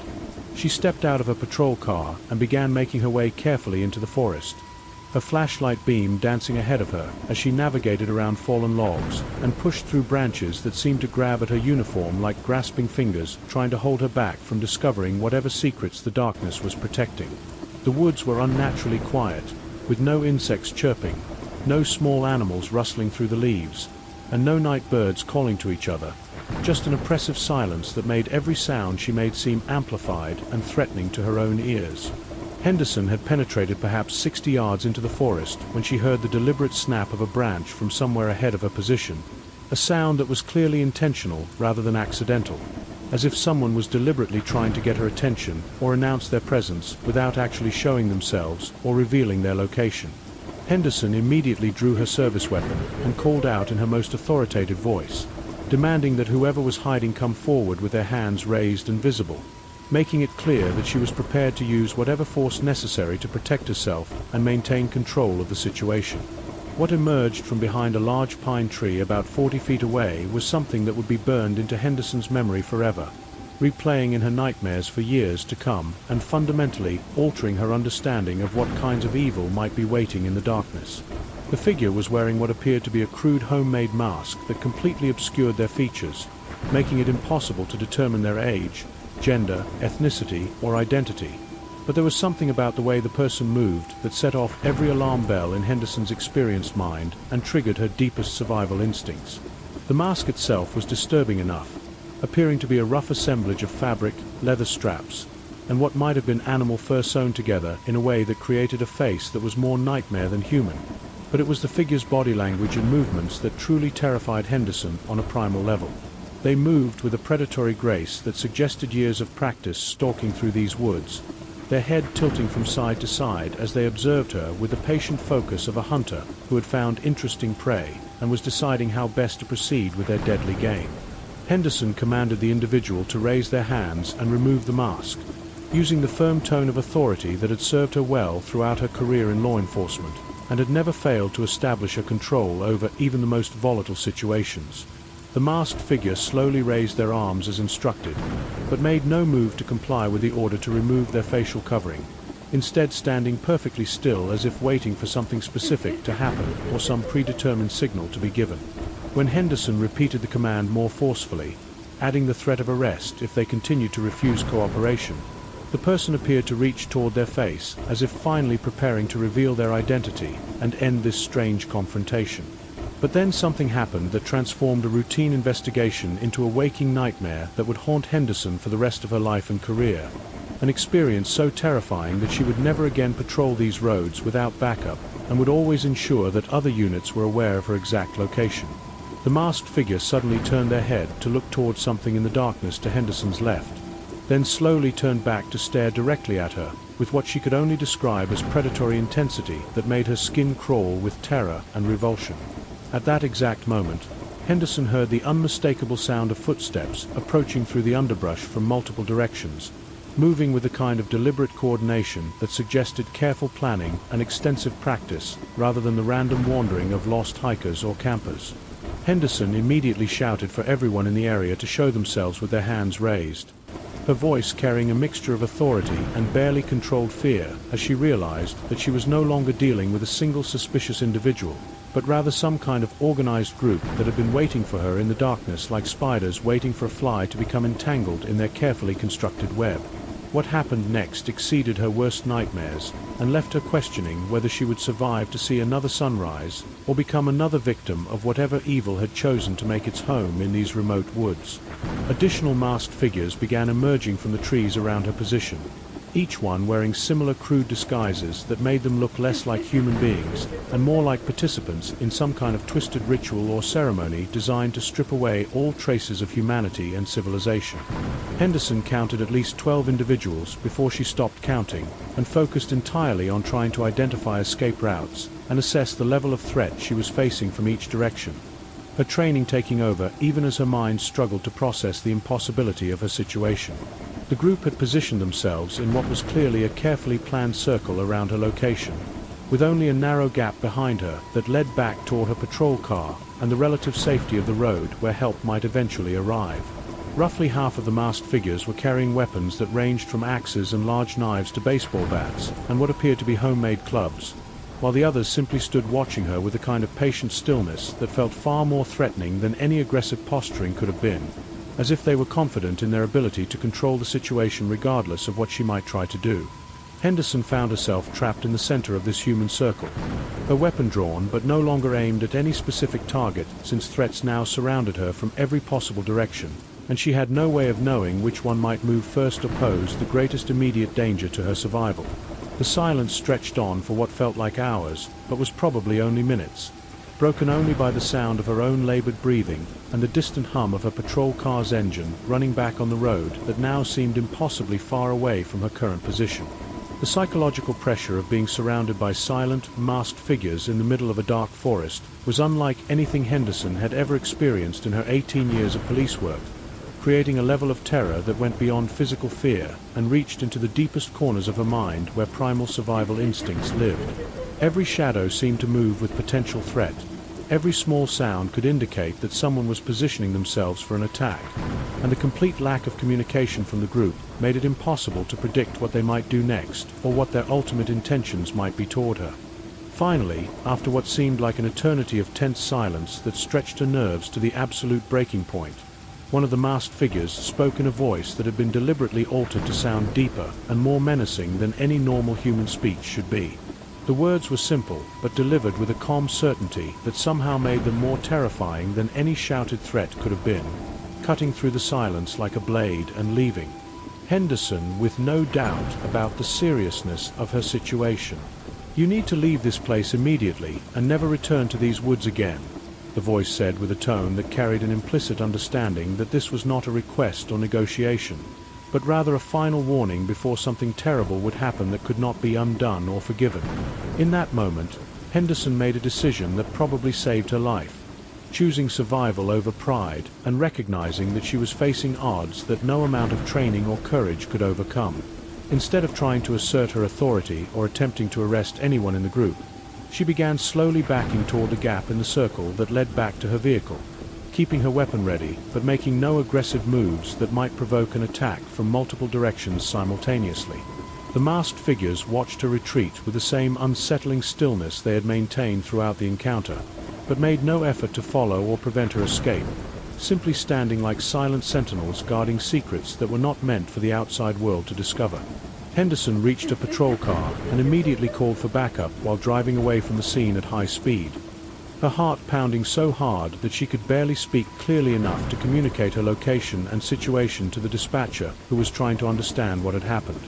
Her hands shook uncontrollably as she gripped the steering wheel, and she found herself constantly checking her rearview mirror to make sure she wasn't being followed by vehicles that might contain members of the group she had just escaped from in the forest that now seemed like the entrance to hell itself. When multiple units arrived at the scene 30 minutes later with full tactical support and search equipment, the forest was completely empty with no trace of the group, no footprints in the soft earth, and no evidence that anything unusual had occurred in that clearing where Henderson had faced what she was convinced had been a life-or-death situation.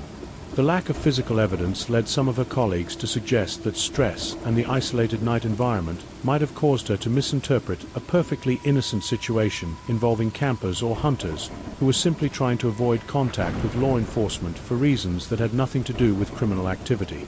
But Henderson knew with absolute certainty what she had experienced, and she remains convinced to this day that she had stumbled upon some kind of organized predatory group that preys on isolated travelers who are unfortunate enough to venture into their territory during the dark hours when normal people are safely asleep in their beds.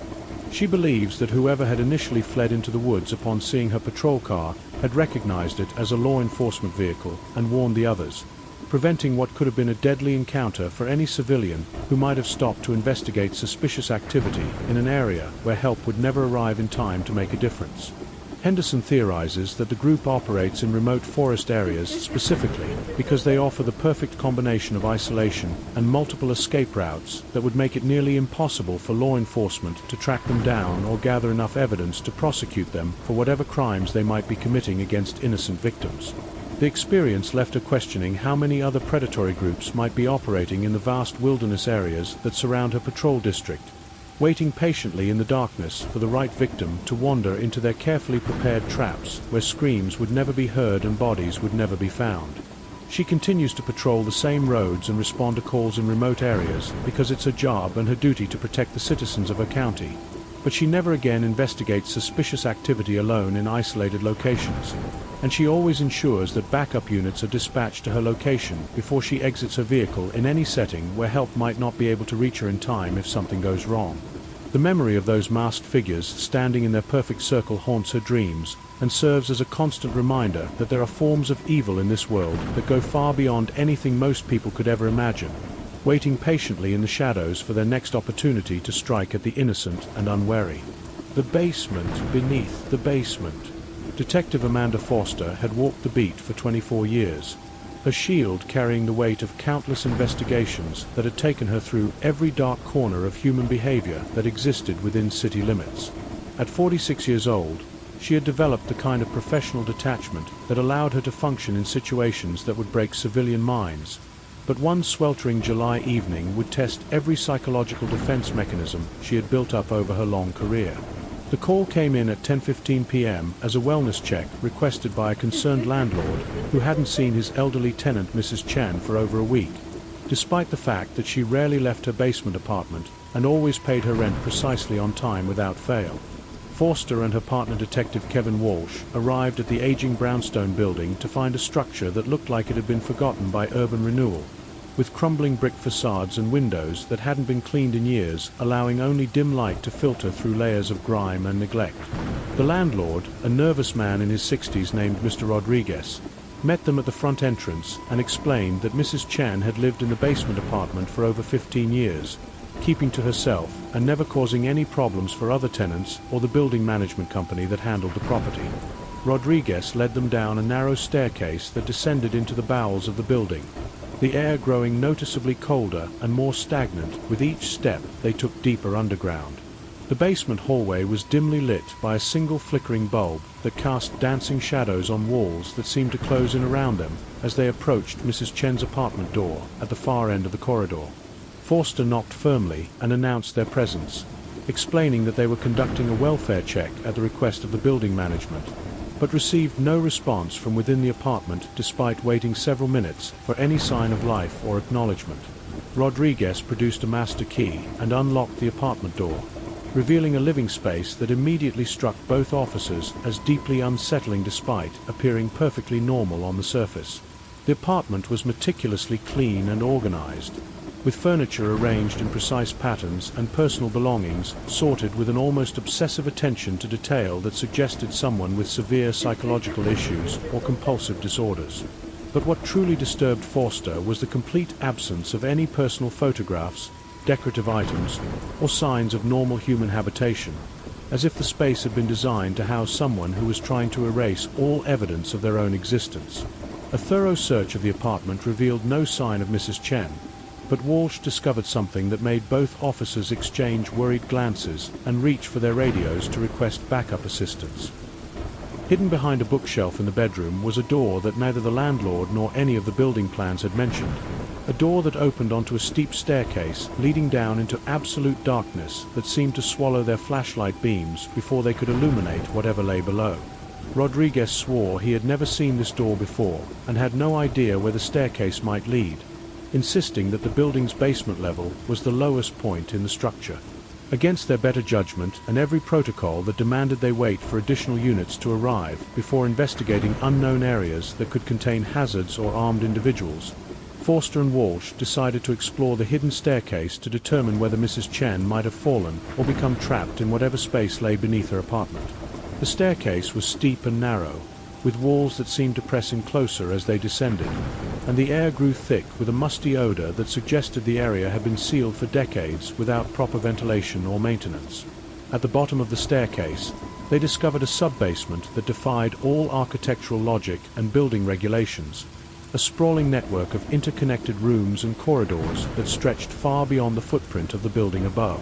The walls were constructed of rough stone blocks that looked far older than anything else in the neighborhood, while the ceilings were supported by massive wooden beams that showed signs of age and weathering that suggested they had been in place for centuries rather than decades. Their flashlights revealed that the sub-basement had been divided into numerous small chambers, each one containing disturbing evidence of long-term human habitation, including makeshift beds, personal belongings, and what appeared to be crude cooking facilities that had been assembled from scavenged materials.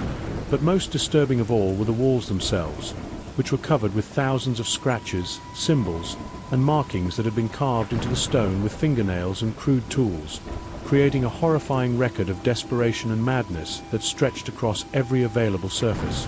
Forster and Walsh moved deeper into the underground maze, following a main corridor that seemed to lead toward the center of the complex, while calling out for Mrs. Chen and hoping to find her alive and unharmed.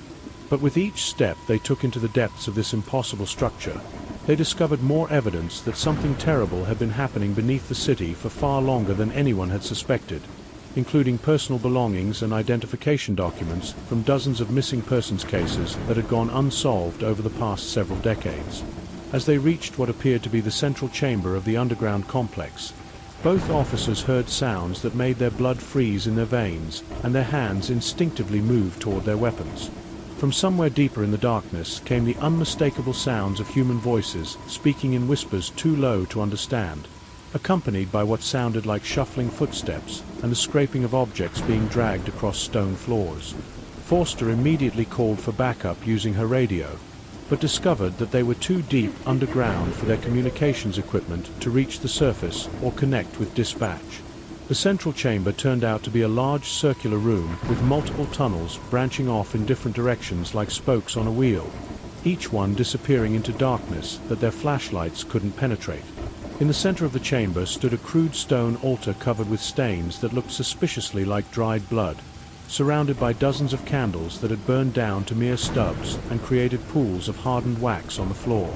The walls of the chamber were covered with the same kind of frantic scratches and symbols they had seen throughout the complex, but here the markings formed recognizable patterns and words that spoke of rituals and ceremonies that defied rational explanation. Just as Forster was photographing the altar and its surroundings as evidence, Walsh grabbed her arm and pointed toward one of the tunnel entrances where a figure had appeared in the shadows just beyond the reach of their flashlight beams. The figure appeared to be Mrs. Chen, but there was something fundamentally wrong with her appearance and behavior that made both officers hesitate before approaching her location. She stood perfectly motionless in the tunnel entrance, her clothes torn and dirty, her hair hanging in tangled strands around a face that seemed somehow different from the photograph Rodriguez had shown them earlier. When Forster called out to Mrs. Chen, asking if she was injured and needed medical assistance, the elderly woman began walking toward them with a strange, shuffling gait that suggested she was either injured or under the influence of drugs or medication. But as she moved closer and entered the circle of light cast by their flashlights, both officers could see that her eyes were completely unfocused and her mouth was moving as if she was speaking, although no sound was coming from her lips. Her skin had a grayish pallor that suggested serious illness or malnutrition, while her fingernails were broken and bloody from what appeared to be extensive digging or clawing at stone surfaces. Before either officer could reach Mrs. Chen to provide assistance, additional figures began emerging from the other tunnel entrances, moving with the same shuffling, unnatural gait and displaying the same unfocused expressions and grey complexions.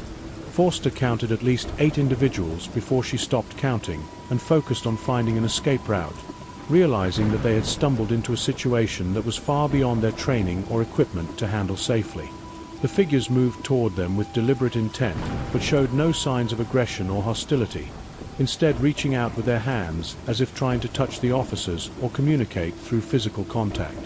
Walsh grabbed Foster's arm and pulled her toward the staircase they had used to enter the sub-basement, both officers running through the maze of corridors, while the shuffling figures followed behind them at a steady pace that never seemed to increase or decrease regardless of how fast the officers moved. The sound of multiple footsteps echoing through the stone corridors created a nightmare symphony that seemed to come from all directions simultaneously, making it difficult to determine exactly how many individuals were pursuing them through the underground labyrinth. They reached the staircase and climbed toward Mrs. Chen's apartment as quickly as possible, but when they emerged into the basement hallway, they discovered that the door to the sub-basement had somehow sealed itself behind them, leaving no trace that it had ever existed. Rodriguez was waiting in the apartment, but when they tried to show him the hidden door behind the bookshelf, they found only solid wall with no indication that there had ever been an opening or staircase in that location. The subsequent investigation revealed that the building had been constructed on the site of an old asylum that had been demolished in the 1920s after reports of patient abuse and unexplained disappearances led to its closure by city authorities. Mrs. Chen was eventually found 3 days later in a hospital across town, suffering from severe dehydration and memory loss that prevented her from explaining where she had been or how she had gotten there. She claimed to have no memory of any underground chambers or other people living beneath the building, insisting that she had simply fallen asleep in her apartment and woken up in the hospital. The radio station that never went off the air. Officer Rachel Martinez had always been fascinated by the technical aspects of police work, particularly the radio communication systems that kept officers connected to dispatch and each other during the most dangerous and isolated moments of their shifts. During her 6 years with the department, She had developed an expertise in radio protocols and emergency communications that made her the go-to person for training new recruits on proper radio usage and maintenance procedures. But one cold February night would present her with a communications mystery so disturbing and inexplicable that it would make her question everything she thought she knew about the invisible networks that connected law enforcement across the city. The call came in at 1:30 a.m. as a noise complaint from residents living near the old broadcast tower on Hillside Avenue, a towering structure that had been abandoned for over 5 years since the local radio station had gone out of business and relocated their operations to a modern facility downtown. The complainants reported hearing strange broadcasts coming from the tower area, including music, voices, and what sounded like emergency communications that were interfering with their sleep and causing their electronic devices to malfunction in ways that couldn't be explained by normal radio interference. Martinez and her partner officer David Kim arrived at the location to find the abandoned broadcast facility looking exactly as it had for the past several years, with chain-link fencing surrounding the property and warning signs posted around the perimeter to keep trespassers away from the potentially dangerous equipment and structures. The main building appeared to be secure, with boarded windows and locked doors showing no signs of recent entry or unauthorized access, while the massive transmission tower rose into the night sky like a skeletal finger pointing toward the stars. As they approached the fence line to conduct their investigation, both officers immediately noticed something that contradicted everything they knew about the facility's abandoned status. The transmission tower was lit up with warning lights that blinked in steady patterns, indicating that power was somehow still flowing to the structure despite the fact that all utilities had supposedly been disconnected years earlier. More disturbing still was the faint sound of radio broadcasts emanating from speakers hidden somewhere within the facility, playing music and announcements that seemed to come from a different era entirely. Kim suggested that they contact the utility companies to determine whether power had been illegally restored to the facility. But Martinez noticed something that made her blood run cold and her professional curiosity turn into genuine fear and concern. Her radio, which had been functioning perfectly all evening, was now picking up transmissions that weren't coming from their dispatch center or any other authorized law enforcement frequency that she recognized from her extensive training and experience with radio communication systems. The unauthorized transmissions consisted of police radio chatter that sounded authentic and professional, with officers reporting locations, requesting backup, and conducting routine patrol activities that seemed perfectly normal except for one impossible detail. The unit numbers, call signs, and location references being used in the broadcasts didn't match any current police departments or jurisdictions that Martinez knew existed within hundreds of miles of their location, and some of the terminology and procedures being used seemed outdated by several decades. As Martinez and Kim listened to these mysterious broadcasts with growing confusion and unease, they began to realize that the radio traffic they were hearing described police activities and emergency responses taking place in their own city, but with street names, building references, and geographical landmarks that had been changed or demolished years before either officer had joined the department. The broadcasts seemed to be describing a version of their city that existed only in historical records and old photographs, complete with police procedures and equipment that had been obsolete for decades. Martinez attempted to contact dispatch to report the unusual radio interference, but discovered that her radio was now completely unable to transmit on any authorized frequency, despite receiving the mysterious broadcasts with perfect clarity and signal strength. Kim's radio was experiencing the same malfunction, leaving both officers unable to communicate with their headquarters or request backup assistance if the situation deteriorated into something that required additional resources or tactical support. The decision to investigate the facility more closely was driven partly by professional curiosity and partly by a growing sense that something fundamentally wrong was happening at this supposedly abandoned location.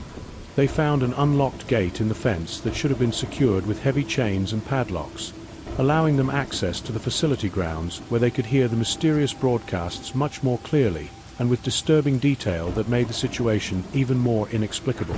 The main building showed signs of recent activity despite its abandoned appearance, with fresh footprints in the dust around the entrance and what appeared to be newly installed equipment visible through gaps in the boarded windows. The front door, which should have been locked and secured, opened easily when Martinez turned the handle, revealing an interior that looked like it had been frozen in time since the radio station's operational days in the distant past. The lobby area contained vintage furniture and equipment from several decades earlier, including radio receivers, control panels, and broadcasting equipment that looked like museum pieces but appeared to be in perfect working condition and actively operational. The walls were covered with photographs and memorabilia from the station's glory days, including pictures of disc jockeys, news anchors, and promotional events that captured a version of their city that no longer existed except in history books and faded memories. As they moved deeper into the building, following the sound of active broadcasts that seemed to grow stronger with each step they took toward what appeared to be the main control room, Martinez and Kim discovered that the facility was not as abandoned as it appeared from the outside. Multiple pieces of modern equipment had been integrated with the vintage broadcasting gear, creating a hybrid system that combined old and new technology in ways that seemed to defy logical explanation or normal engineering principles. The control room itself was a shrine to broadcasting history, with dozens of radio receivers, transmitters, and monitoring equipment arranged in perfect working order around a central console where someone had obviously been conducting active broadcasts very recently. But most disturbing of all was the logbook sitting open on the main console, filled with entries documenting radio communications and emergency responses that described events and locations that Martinez knew had occurred in their city, but written from the perspective of police officers who had died years or even decades before she had been born. The logbook contained detailed records of police activities, emergency calls, and criminal investigations that matched actual historical events from the city's past, but written in real time as if the authors were experiencing and responding to these situations as they unfolded. The handwriting varied throughout the book, suggesting that multiple people had been maintaining these records over an extended period of time, documenting police work and emergency responses from different eras of the city's law enforcement history. As Martinez was photographing pages from the logbook as evidence, the radio equipment around them suddenly came to life with broadcasts so clear and immediate that both officers initially thought they were hearing live transmissions from their own dispatch center. But the voices they heard were reporting police activities from their current patrol area, describing situations and locations that matched exactly where they were standing at that very moment, as if unseen observers were watching and documenting their every move through the abandoned facility. The broadcasts described their investigation of the radio station with perfect accuracy, including details about their radio malfunctions, their entry into the building, and their discovery of the active broadcasting equipment that shouldn't have existed in this supposedly abandoned location. The voices sounded professional and calm, exactly like real police officers conducting routine surveillance and reporting their observations to a dispatcher who responded with appropriate acknowledgments and follow-up questions. But the most terrifying aspect of these broadcasts was the gradual realization that the voices describing their investigation belonged to Martinez and Kim themselves, as if their future actions and discoveries were being predicted and reported by some impossible version of themselves that existed outside normal time and space. The radio transmissions continued to describe their investigation several minutes ahead of their actual actions, predicting their movements through the facility and their reactions to discoveries they hadn't yet made. When the broadcasts began describing their planned exit from the building and return to their patrol car, both officers ran from the facility as fast as possible, desperate to escape a situation that had moved far beyond anything their training had prepared them to handle. But as they reached their vehicle and attempted to drive away from the location, their police radio suddenly returned to normal operation, connecting them once again with their dispatch center and ending the mysterious broadcasts that had held them captive for over an hour. The subsequent investigation revealed that the abandoned radio facility had no power connections, no active broadcasting equipment, and no evidence that anyone had been inside the building for years. The logbook Martinez had photographed was found to be blank, with no trace of the detailed entries she had documented with her camera, and the vintage equipment she had seen in perfect working order was discovered to be damaged beyond repair and covered with decades of dust and corrosion. The Mirror House. Detective Frank Sullivan had spent 14 years investigating cases that ranged from simple burglary to complex homicides, building a reputation for thorough investigative work and logical problem-solving that had earned him the respect of his colleagues and superiors throughout the department. He had always prided himself on his ability to find rational explanations for even the most bizarre circumstances, relying on evidence and careful analysis, rather than speculation or superstition to solve the mysteries that came across his desk. But one autumn evening would present him with a case so strange and disturbing that it would challenge every assumption he had made about the nature of reality and the reliability of human perception. The call came in as a breaking and entering report from a homeowner who had returned from a 2-week vacation to find her house in a state of complete chaos, with furniture rearranged, personal belongings moved to different rooms, and mirrors throughout the house positioned in ways that created disturbing optical effects and reflections. The homeowner, a middle-aged woman named Mrs. Davidson, insisted that nothing appeared to have been stolen despite the obvious evidence that someone had spent considerable time inside her house rearranging everything according to some pattern or purpose that she couldn't understand. Sullivan arrived at the modest suburban home to find a structure that looked perfectly normal from the outside, with well-maintained landscaping and no obvious signs of forced entry or vandalism that would typically indicate a break-in had occurred. Mrs. Davidson met him at the front door and immediately began explaining that while nothing seemed to be missing from her house, everything had been moved and repositioned in ways that made her feel deeply uncomfortable and unsafe in her own home. The interior of the house revealed the truth of Mrs. Davidson's concerns in ways that made Sullivan immediately understand why she had contacted police rather than simply rearranging her belongings back to their original positions. Every mirror in the house, including bathroom mirrors, decorative mirrors, and even small hand mirrors, had been repositioned to create a complex network of reflections that allowed someone standing in the living room to see into every room of the house simultaneously through an intricate system of reflected images. But the mirrors were just the beginning of the disturbing changes that had been made to Mrs. Davidson's home during her absence. Furniture had been moved to create specific sight lines and viewing angles that maximized the effectiveness of the mirror system, while photographs and artwork had been rehung on walls in positions that seemed designed to create psychological discomfort rather than aesthetic appeal. The overall effect was a house that felt like it was constantly watching its occupants from multiple angles, with no private spaces or blind spots where someone could escape the sensation of being observed. Sullivan began documenting the scene with photographs and detailed notes, trying to understand the logic behind the rearrangement and determine whether this represented the work of a burglar with unusual psychological issues or something else entirely that might pose an ongoing threat to Mrs. Davidson's safety. As he moved through the house conducting his investigation, he began to notice that the mirror system created visual effects that were deeply unsettling and disorienting, including reflections that seemed to show movement in rooms where no one was present. The most disturbing discovery came when Sullivan reached the master bedroom, where Mrs. Davidson's dresser mirror had been positioned to reflect into a large wall mirror that had been moved from another room, creating an infinite series of reflections that seemed to stretch into impossible distances. But within this tunnel of reflected images, Sullivan could see something that made his professional skepticism evaporate and his hands begin to shake with genuine fear and confusion. Deep within the infinite reflections, barely visible but unmistakably present, was the image of a person standing in what appeared to be Mrs. Davidson's living room, watching Sullivan conduct his investigation with an intensity that seemed to reach across the impossible distance between reality and reflection.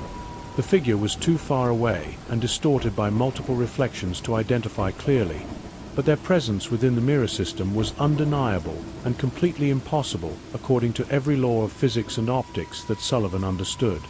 Sullivan immediately called for backup and requested that additional officers respond to assist with what was rapidly becoming a situation that exceeded his ability to handle alone. But as he waited for help to arrive, he continued his investigation of the mirror system, discovering that different combinations of reflections revealed different figures standing in various rooms of the house, all of them watching his movements with the patient focus of people who had been waiting for his arrival. The backup officers who responded to Sullivan's request found him standing in the master bedroom, staring into the dresser mirror with an expression of confusion and terror that none of them had ever seen on his usually composed face. When they asked him to explain what had prompted his urgent request for assistance, Sullivan pointed into the mirror and asked them to describe what they could see within the infinite reflections that stretched away into the distance.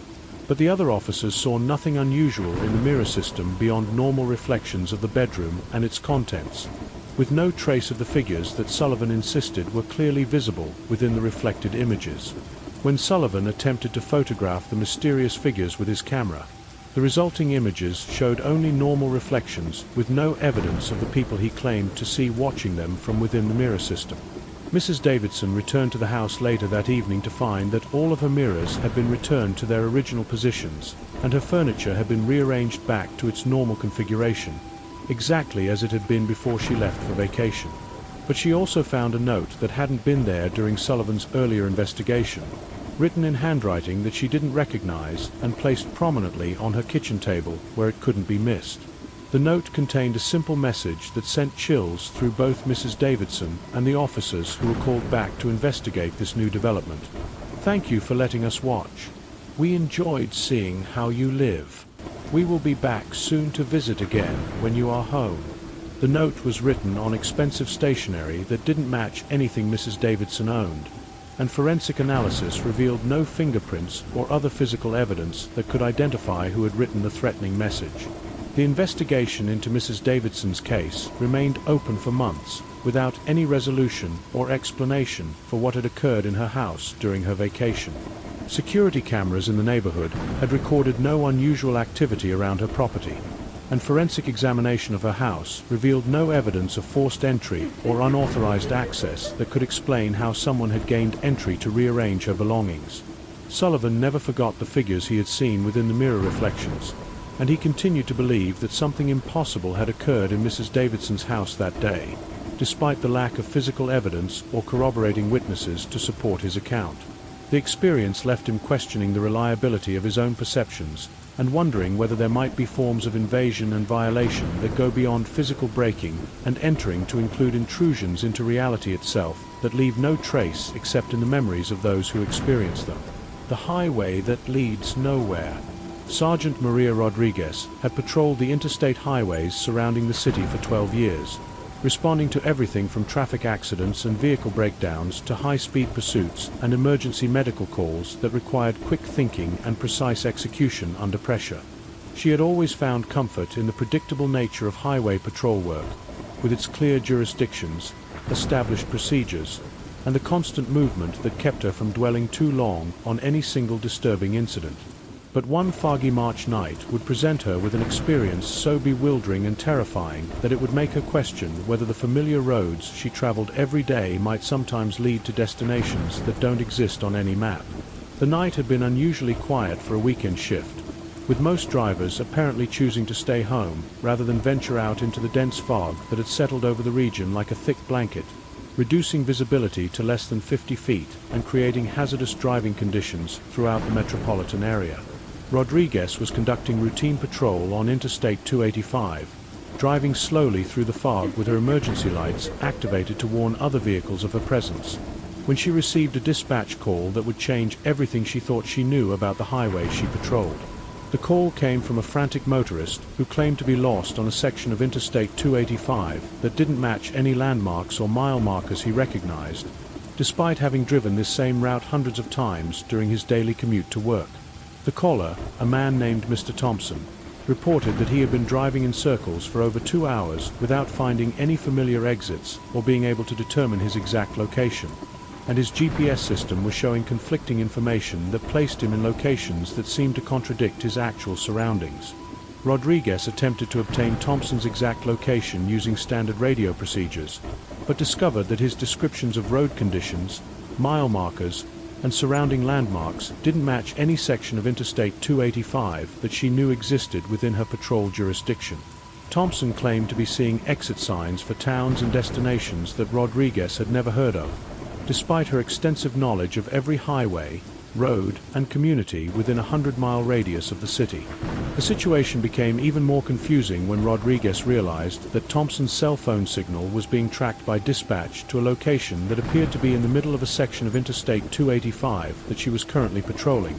But despite driving slowly through the area with her emergency lights and spotlight activated, she could see no trace of Thompson's vehicle or any other traffic in the immediate vicinity. The fog was thick enough to limit visibility, but not so dense that an entire vehicle could remain completely hidden from view at close range. Rodriguez decided to attempt a systematic search of the highway by driving slowly along the shoulder with her spotlight scanning both directions, calling out on her public address system for Thompson to activate his emergency flashes if he could hear her announcements. But as she conducted this search, she began to notice that the highway itself seemed different from the familiar route she had patrolled thousands of times over the past decade, with subtle changes in the road surface, median configuration, and shoulder design that didn't match her detailed knowledge of this section of interstate. The mile markers she passed didn't correspond to the correct numerical sequence for her location, showing numbers that were either too high or too low for where she should have been according to her odometer and her knowledge of the highway system. More disturbing still were the exit signs she began encountering, which advertised destinations and communities that she had never heard of despite her comprehensive familiarity with every city, town, and geographic feature within her patrol area.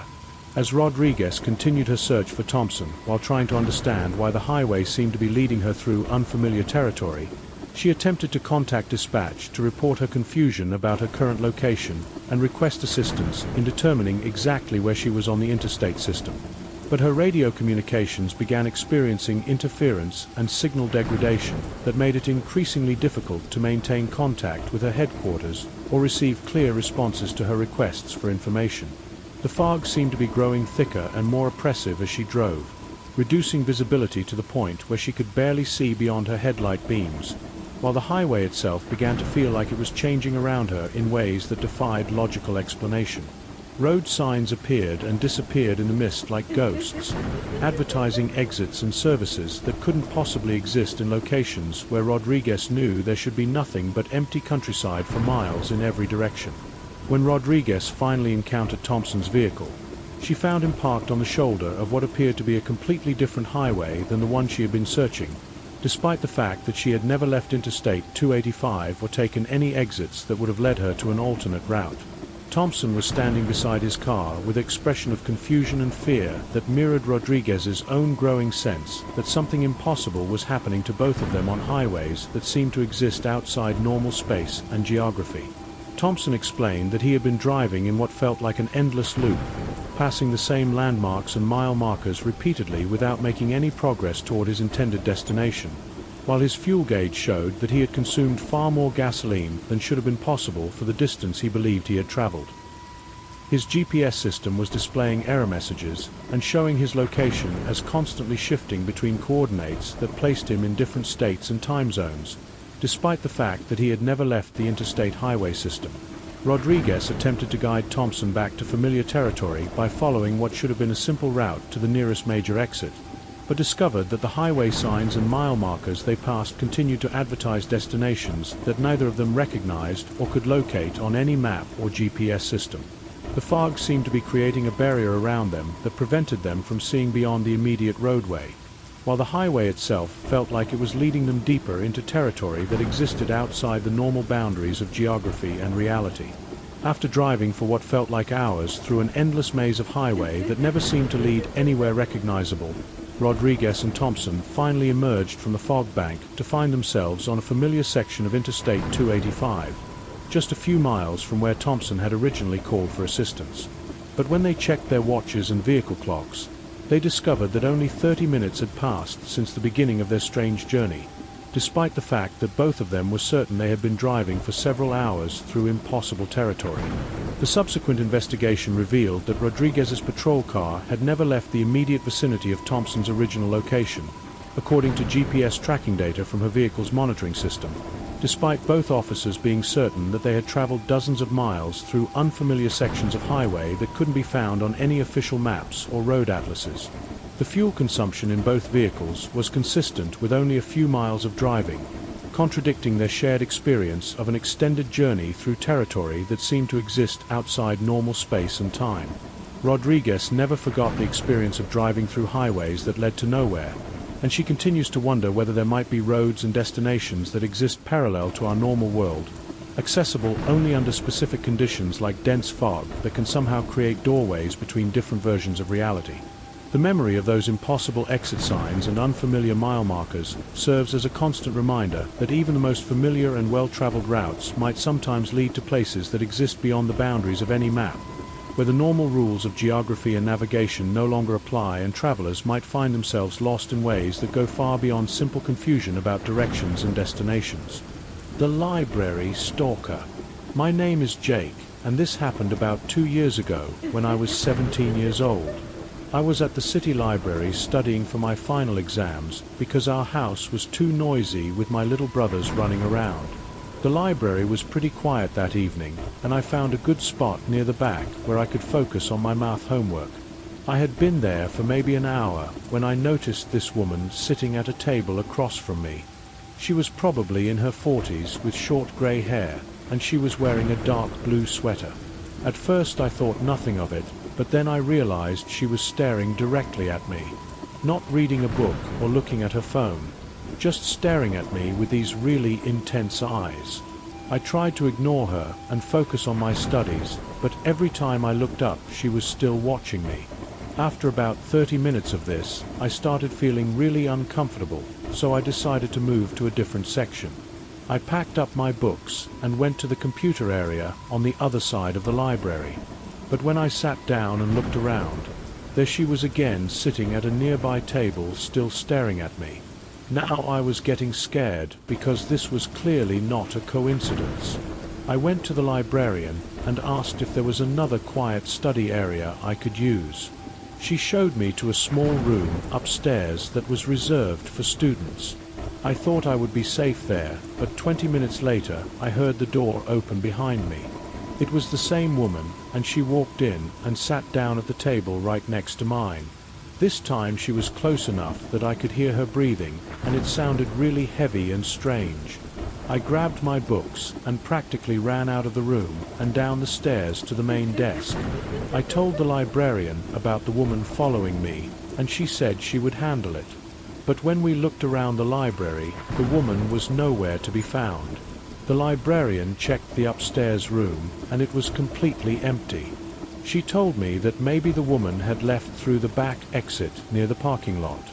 I decided to leave too because I was too shaken up to study anymore. As I walked to my car, I kept looking over my shoulder, but I didn't see anyone following me. When I got home, I told my parents what happened, and they said I should have called them right away.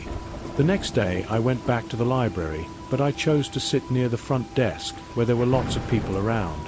Everything seemed normal for the first hour, but then I saw her again. The same woman in the blue sweater walking between the bookshelves and looking in my direction. This time I immediately went to the librarian and pointed her out. But when the librarian looked where I was pointing, there was no one there. The librarian asked me to describe the woman, and when I did, her face went pale. She told me that a woman matching that description had been banned from the library 5 years ago. The woman had been harassing young male students and following them home. But the really scary part was what the librarian told me next. She said that woman had died in a car accident 3 years ago. I felt my blood run cold, and I asked her if she was sure about that. The librarian nodded and showed me an old newspaper article on her computer. There was a photo of the woman, and it was definitely the same person I had been seeing. I never went back to that library again, and I still get chills when I think about those intense staring eyes. Even now, 2 years later, I sometimes feel like someone is watching me when I'm studying, and I always make sure to sit where I can see everyone around me. The elevator game. My name is Sarah, and I want to tell you about something that happened to me last year when I was staying at my aunt's apartment building. I was visiting for the summer, and my aunt lived on the 15th floor of this really old building downtown. The elevator in that building was ancient, and it made these creaking sounds every time it moved. Most people who lived there were used to it, but as a visitor it always made me nervous. One night around 11 p.m. I was coming back from the corner store to buy some snacks. I got in the elevator and pressed the button for the 15th floor like I always did. But instead of going up the elevator, went down to the basement level. The doors opened and I could see this long dark hallway with flickering lights. I quickly pressed the button to close the doors because I definitely did not want to get out there. The elevator finally started going up, but it stopped on every single floor, even though I hadn't pressed any other buttons. On the 3rd floor, the doors opened and this old man got on. He was wearing a grey suit that looked really old-fashioned, like something from the 1950s. The strange thing was he didn't press any buttons, he just stood in the corner staring at the floor. When we reached the 7th floor, the doors opened again, but nobody was waiting there. The old man suddenly looked up at me and smiled, but his smile was really creepy and unnatural. His teeth were all yellow, and some of them were missing. I wanted to get off at the next floor, but the elevator kept going up without stopping. When we finally reached the 15th floor, I rushed out as fast as I could. But as the doors were closing, I heard the old man say something in a voice that sounded like a whisper. He said, "See you tomorrow night, Sarah." The scary part was that I had never told him my name, and I had never seen him before in my life. I ran to my aunt's apartment and locked the door behind me. When I told my aunt about what happened, she looked really worried. She asked me to describe the old man, and when I did, she went completely silent. Then she told me that a man matching that description used to live in the building. His name was Mr. Henderson, and he lived on the 7th floor for 30 years. But he had died in that very elevator 10 years ago when it broke down and he got trapped inside. My aunt said that some residents had reported seeing him, but most people thought it was just their imagination. She advised me to use the stairs from now on, which is exactly what I did for the rest of my visit. But every night when I walked past the elevator, I could hear it moving up and down, even though nobody was using it. And sometimes I could swear I heard that same whispering voice calling my name. I was so relieved when my visit ended and I could go back home. But even now, when I see old elevators in buildings, I get nervous, and I always take the stairs instead. I still have nightmares about that creepy smile and those yellow teeth. And I never want to play any elevator games or ride in old elevators ever again. The night shift. My name is David, and I work as a security guard at an office building downtown. This happened about 6 months ago when I was working the overnight shift from 11 p.m. to 7 a.m. The building has 20 floors, and my job is to do security rounds every 2 hours to make sure everything is secure. Most nights are pretty boring and quiet, but this particular night was different. I was sitting at the front desk around 1 a.m. when I heard the elevator ding on the ground floor. This was strange because the building should have been completely empty except for me. I looked at the security monitors and saw that the elevator was going up to the 12th floor. I checked the employee log, and no one was supposed to be working late that night. I decided to go up and investigate to make sure no one had broken in. When I got to the 12th floor, I could see that the lights were on in one of the offices. I walked down the hallway and saw that it was the accounting department. Through the glass door, I could see someone sitting at one of the desks working on a computer. It was a woman with long dark hair wearing a white blouse. I knocked on the door and called out to ask if she was supposed to be there. The woman looked up and waved at me like everything was normal. But when I tried to open the door, it was locked and I couldn't get inside. I used my master key, but for some reason it wouldn't turn in the lock. I knocked again and asked the woman to come to the door so I could talk to her. She stood up and started walking toward me, but then all the lights in the office went out. When the emergency lighting came on a few seconds later, the office was completely empty. I used my flashlight to look around, but there was no sign that anyone had been there. All the computers were turned off, and all the chairs were pushed in under the desks. I went back downstairs and checked the security footage from the cameras. But the strange thing was that the cameras showed the 12th floor had been empty all night. There was no footage of anyone entering or leaving that office. I called my supervisor to report what I had seen, but he just told me to write it up in the logbook. The rest of the night passed without any other incidents. When the day shift arrived, I told my replacement about what had happened. He laughed and said that other guards had reported similar things over the years. He told me that a woman named Patricia had worked in that accounting office for 15 years. She was known for staying late and working overtime even when she wasn't supposed to. One night about 3 years ago, Patricia had a heart attack while working alone in that office. She wasn't found until the next morning when the day shift arrived. Ever since then, several security guards had reported seeing someone working in that office late at night. But whenever they tried to investigate, the person would disappear. My replacement said that Patricia had been so dedicated to her job that maybe she was still trying to finish her work. I asked him if management knew about these sightings, and he said they did, but they didn't want to make a big deal about it. Since that night, I have seen the woman in the white blouse 3 more times. Always working at the same desk, always disappearing when I try to talk to her. I don't try to investigate anymore because I know what I will find. An empty office with no signs that anyone was ever there. But I always make sure to include it in my security log because I think Patricia deserves to have her dedication remembered, even if she's no longer with us in the traditional sense. The wrong turn. My name is Michael, and I want to tell you about the scariest night of my life. This happened last summer when I was driving home from my girlfriend's house in the next town over. It was around midnight, and I was taking the back roads because there was construction on the main highway. I had driven this route many times before, so I knew the way pretty well. But that night I must have missed a turn somewhere because I found myself on a road I didn't recognize. It was a narrow 2-lane road with thick trees on both sides. I hadn't seen any street signs or other cars for about 20 minutes. I decided to turn around and try to find my way back to a road I knew.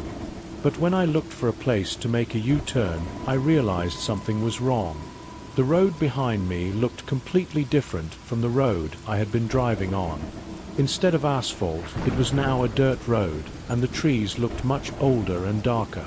I stopped the car and got out to look around, but everything was eerily quiet. No insects chirping, no wind in the trees, no sounds of distant traffic.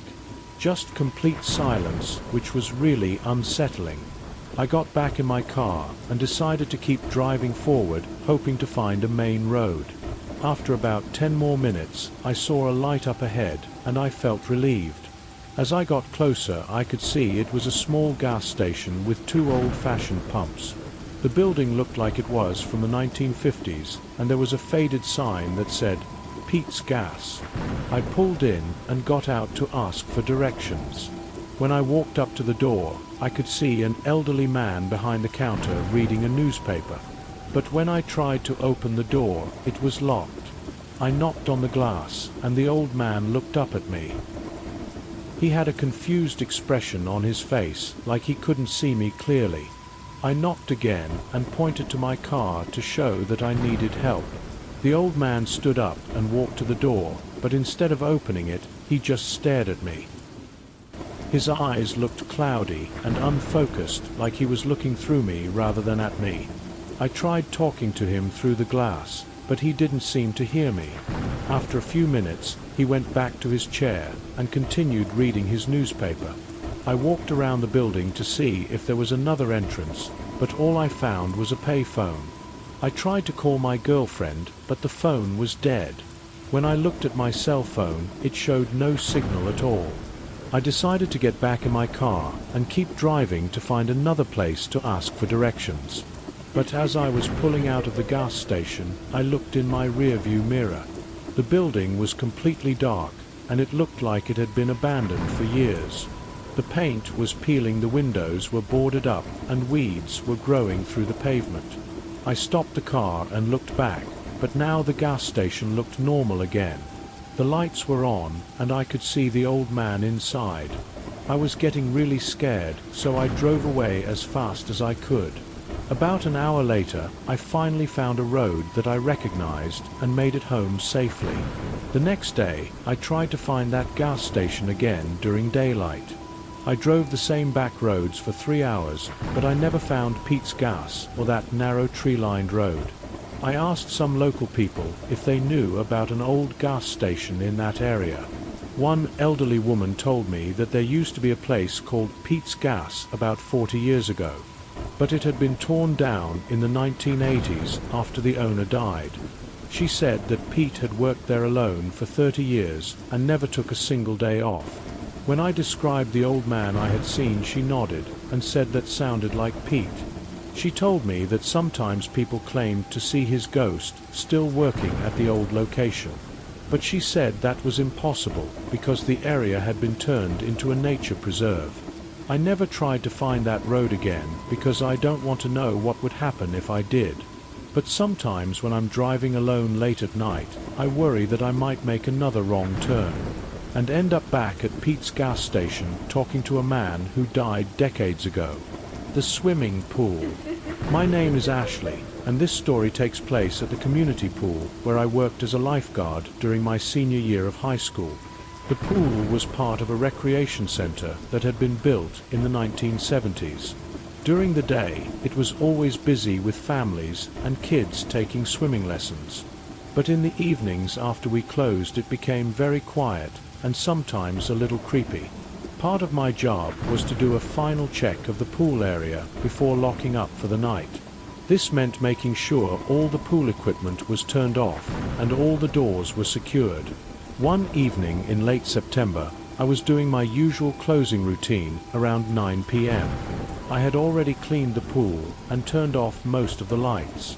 As I was walking around the pool deck doing my final inspection, I heard a splash.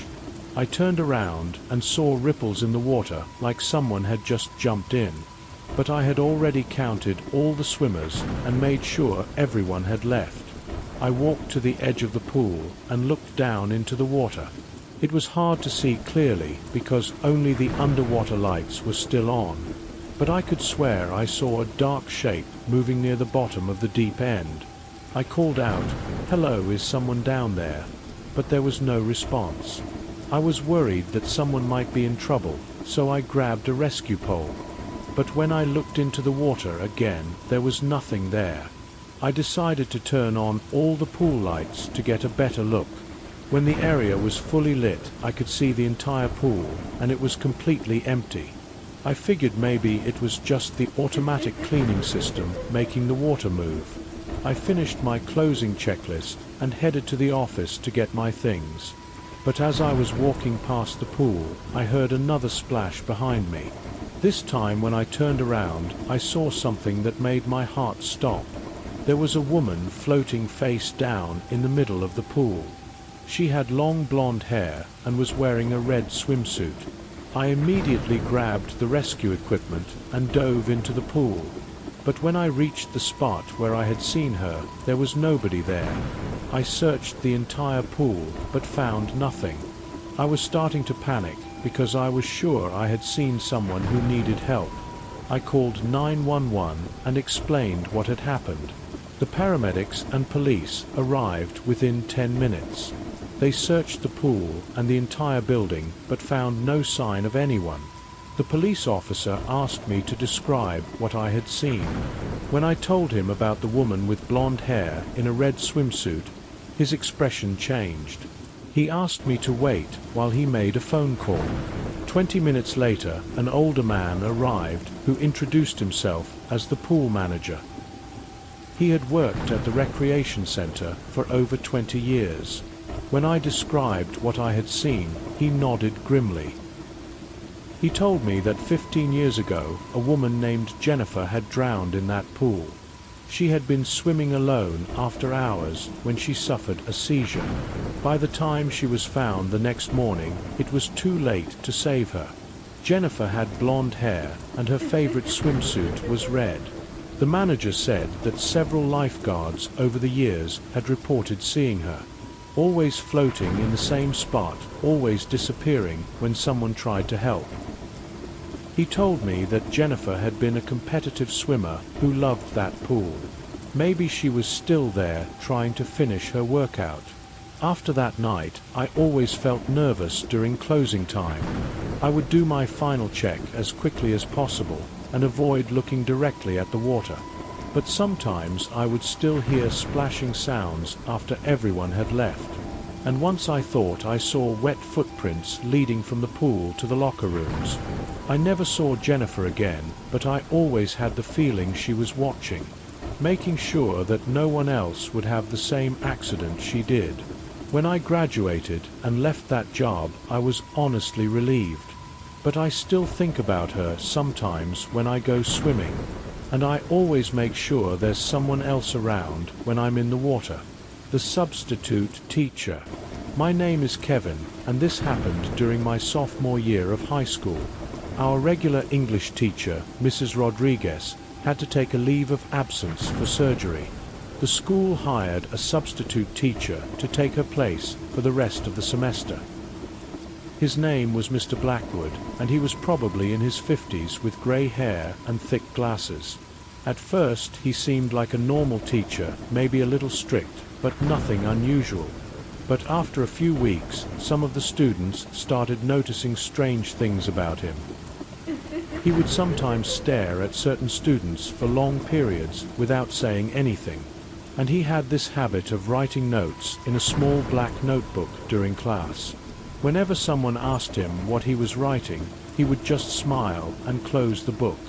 One day my friend Tyler raised his hand to ask a question about the homework, but instead of answering, Mr. Blackwood just stared at him with this intense look. Then he opened his notebook and wrote something down while still staring. Tyler got really uncomfortable and put his hand down without asking his question. After class, Tyler told me that Mr. Blackwood's staring had made him feel sick to his stomach. A few days later, another student named Jenny had a similar experience. She was reading aloud from the textbook when Mr. Blackwood suddenly interrupted her. He told her to stop reading and just sat there watching her for several minutes. Then he wrote in his notebook and told her to continue. Jenny later said that she felt like he was studying her like a scientist studying a lab rat. More and more students started complaining about Mr. Blackwood's strange behavior.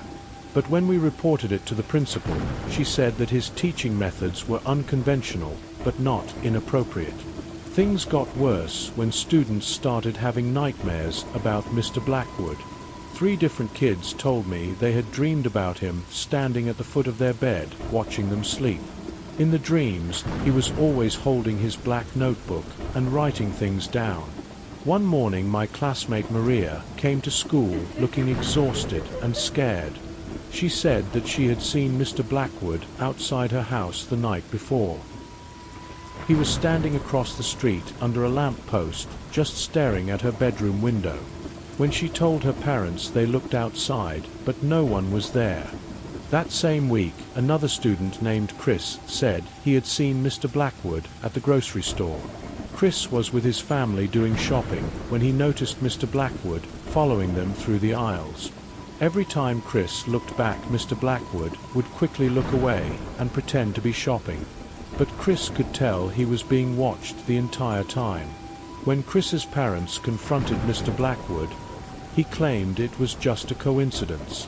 But Chris said that Mr. Blackwood had that same intense staring look and was holding his black notebook. By this point, several parents had called the school to complain about Mr. Blackwood. The principal finally agreed to investigate and asked to see his teaching credentials. That's when they discovered something shocking. There was no record of anyone named Mr. Blackwood being certified to teach in our state. The address he had given on his application turned out to be fake, and when they tried to contact his previous employers, they found that those schools didn't exist. The police were called, and they searched for Mr. Blackwood, but he had disappeared. His apartment was empty, and the landlord said he had paid his rent in cash and left no forwarding address. They never found his black notebook or any explanation for why he had been watching us. The police did find newspaper clippings in his apartment about missing teenagers from other towns, but they couldn't prove that Mr. Blackwood was connected to any of those cases. Mrs. Rodriguez came back early from her medical leave to finish out the semester. She told us that she had never heard of Mr. Blackwood and had not recommended him as her replacement. The school changed their hiring procedures after that incident. But those of us who were in his class never forgot the way he used to stare at us. And several students said they continued to have nightmares about him for months afterward. Sometimes I wonder what he was writing in that notebook. And I'm glad we never found out what he was really planning to do with all those notes about us. The antique mirror. My name is Rachel, and I want to tell you about an antique mirror that my grandmother left me when she passed away. My grandmother had lived in the same house for 60 years, and it was filled with old furniture and collectibles. When we were cleaning out her house after the funeral, I found this beautiful mirror in her bedroom. It was about 4 feet tall with an ornate silver frame that looked like it was from the Victorian era. My mom told me that my grandmother had bought it at an estate sale when she was young. She said my grandmother always claimed it was her most prized possession. I decided to take the mirror back to my apartment because it would look perfect in my bedroom. When I hung it on the wall across from my bed, I was really happy with how it looked. The silver frame caught the light beautifully, and it made my small room look bigger. But that first night after I hung up the mirror, I had trouble sleeping. I kept feeling like someone was watching me, but when I looked around my room, everything seemed normal. Around 3 am I woke up and glanced at the mirror out of habit. For just a second, I thought I saw someone standing behind me reflected in the glass. But when I turned around, there was no one there. I figured it was just my imagination because I was still adjusting to having the mirror in my room. The next few nights, I continued to have the feeling of being watched. And sometimes I would catch glimpses of movement in the mirror from the corner of my eye.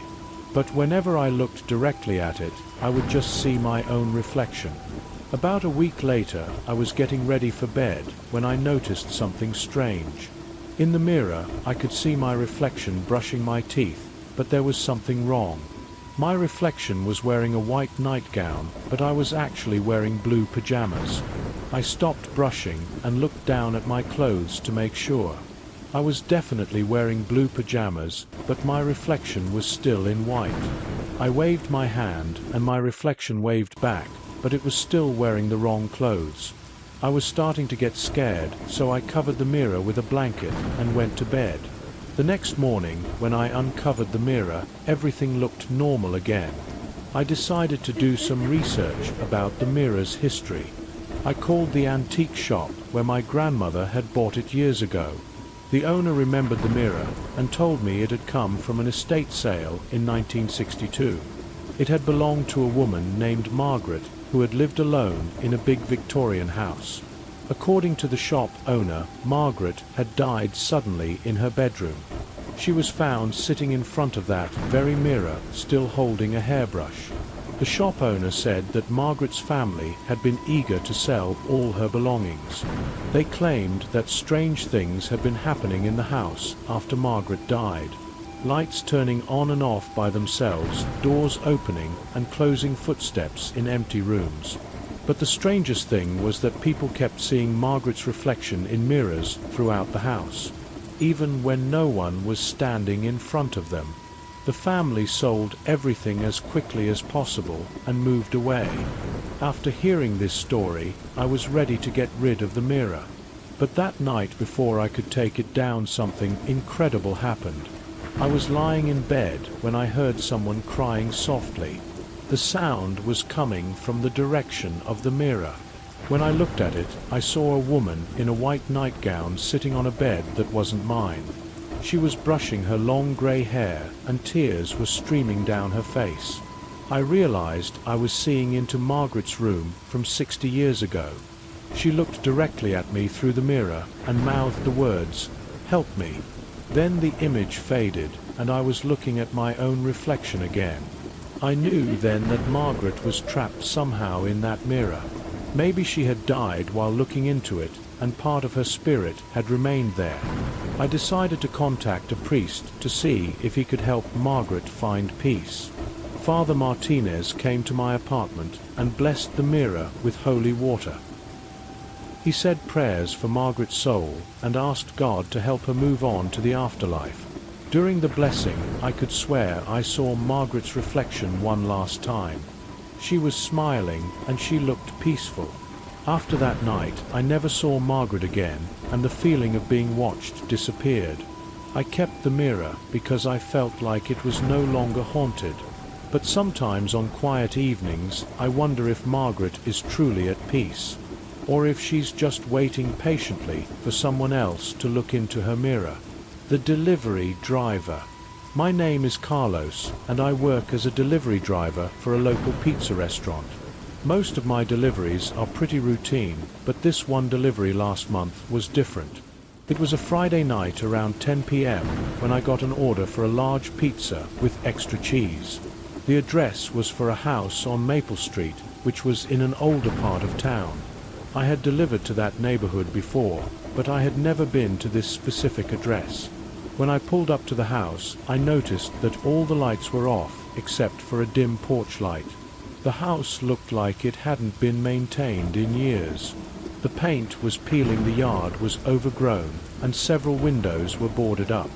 I thought maybe I had the wrong address, so I double-checked the order. But the address matched exactly, so I grabbed the pizza and walked to the front door.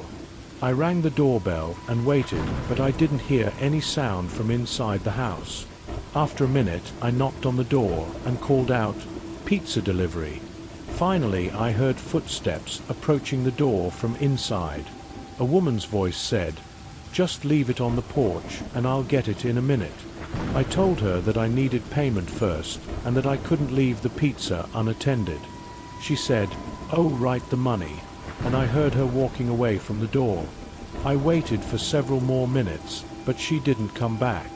I knocked again and called out, but there was no response. I was starting to get annoyed because I had other deliveries to make.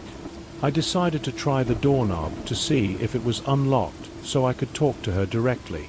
The door opened easily, and I could see into a dark hallway. I called out, "Hello ma'am, I have your pizza," but still no answer.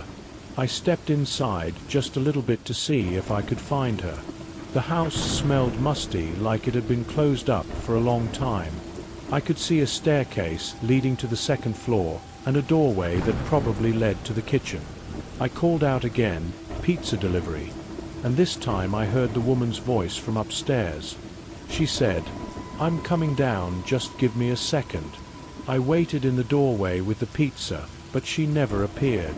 After about 5 more minutes, I decided this was taking too long.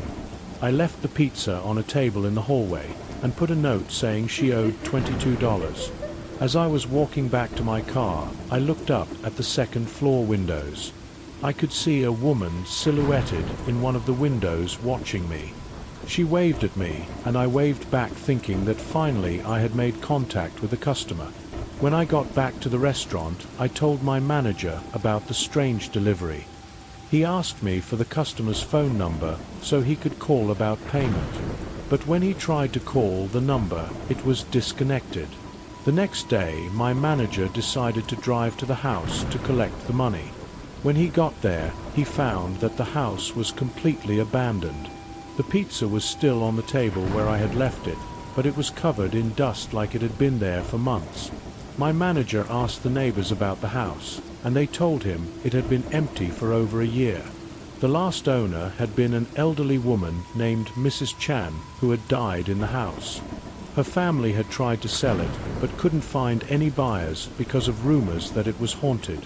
The neighbors said that sometimes people claimed to see lights in the windows or hear voices from inside, but everyone knew that no one was living there. When my manager told me this story, I got chills down my spine. I realized that the woman I had been talking to couldn't have been a real person, but her voice had sounded so normal, and she had known exactly what to say about the pizza order. I asked my manager who had actually placed the order and paid for it. He checked the computer system and found that the order had been placed online with a credit card. But when he tried to look up the credit card information, it showed that the card had been cancelled 3 years ago. The name on the card was Mrs. Chan, which was the same woman who had died in that house. We never figured out how a dead person could order pizza online, or how I had heard her voice. But I never took another delivery to that address. And whenever I drive past that house, I make sure not to look at the windows, because I don't want to see Mrs. Chen waving at me again. The hospital night shift. My name is Jennifer, and I work as a nurse at the county hospital. I usually work day shifts, but last month I had to cover some night shifts when we were short-staffed. Working nights in a hospital is always a little eerie, but this particular shift was different. It was a Tuesday night, and I was assigned to the 4th floor, which is the general medical ward. Most of the patients were sleeping, and the hallways were dimly lit to avoid disturbing them. Around 2 am I was doing my rounds, checking on patients, when I heard someone calling for help.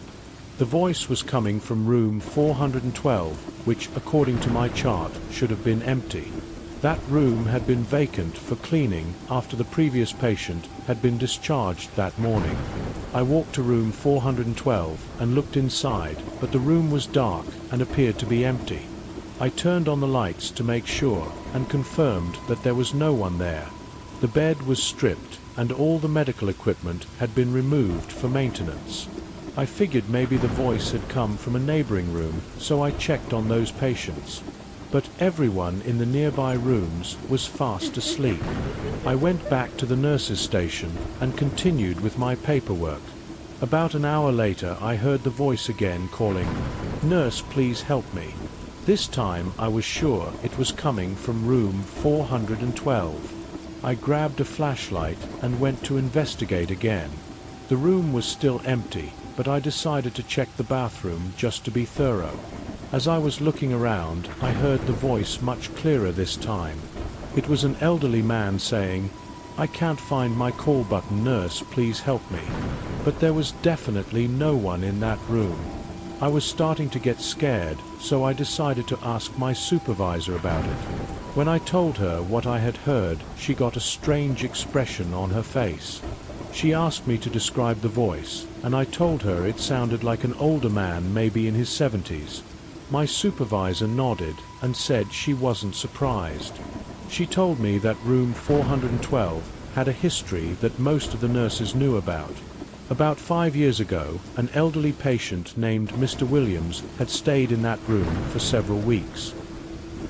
He had been recovering from surgery, but developed complications that kept him hospitalized longer than expected. Mr. Williams was a very polite man who never wanted to bother the nurses. Even when he was in pain, he would hesitate to use his call button because he didn't want to be a nuisance. One night Mr. Williams had a medical emergency, but he waited too long to call for help. By the time the nurses found him the next morning, it was too late to save him. Ever since then, nurses working the night shift had reported hearing his voice from room 412. Always asking politely for help, always apologizing for being a bother. My supervisor said that Mr. Williams had been such a kind man that maybe his spirit was still trying to be considerate. She told me not to worry because he had never hurt anyone or caused any real problems. But she advised me to always check on room 412 during my rounds, just in case.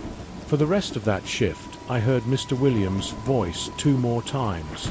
Each time I would go to his room and say, "It's okay, Mr. Williams, I'm here to help." And each time the voice would say, "Thank you, nurse, you're very kind," and then stop. I worked several more night shifts that month, and I always heard from Mr. Williams. Sometimes he would ask for water, sometimes he would say he was cold. I started bringing him things, even though I knew he couldn't actually use them. I would leave a cup of water on the bedside table, or adjust the thermostat in his room. It seemed to help because he would always thank me politely. The other nurses told me that Mr. Williams had been responding to me more than he had to previous nurses. They thought maybe he could sense that I genuinely cared about his comfort. When I went back to day shifts, I actually missed hearing his voice. I hope that someday Mr. Williams will realize that he doesn't need to call for help anymore, and that he can finally rest in peace knowing that he was a good patient who was well loved by all the staff. The old farmhouse.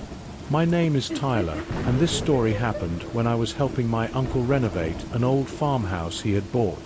The house had been abandoned for about 10 years and needed a lot of work. My uncle got it for a good price because the previous owners had left suddenly without explanation. I was spending my summer vacation helping him fix it up so he could rent it out. The house was pretty isolated, sitting on about 20 acres of farmland. The nearest neighbor was almost a mile away down a dirt road. During the day it was peaceful and quiet, but at night it felt different. On my first night staying there, I heard what sounded like footsteps on the front porch. I looked out the window, but couldn't see anyone in the darkness. My uncle said it was probably just the old wood settling, or maybe a raccoon. But the footsteps sounded too heavy and too regular to be an animal. The next morning, I found muddy boot prints on the porch, even though it hadn't rained in days. The prints were much larger than my uncle's boots or mine. I showed them to my uncle, but he said they were probably old prints that we just hadn't noticed before. That night I heard the footsteps again, and this time they seemed to walk around the entire house. I could hear them moving from the front porch to the side porch to the back porch. It took about 10 minutes for the footsteps to make a complete circle around the house. Then everything would be quiet for an hour or so before the walking would start again. This continued every night for about a week. During the day my uncle and I would work on repairs and everything seemed normal. But every night the mysterious footsteps would return.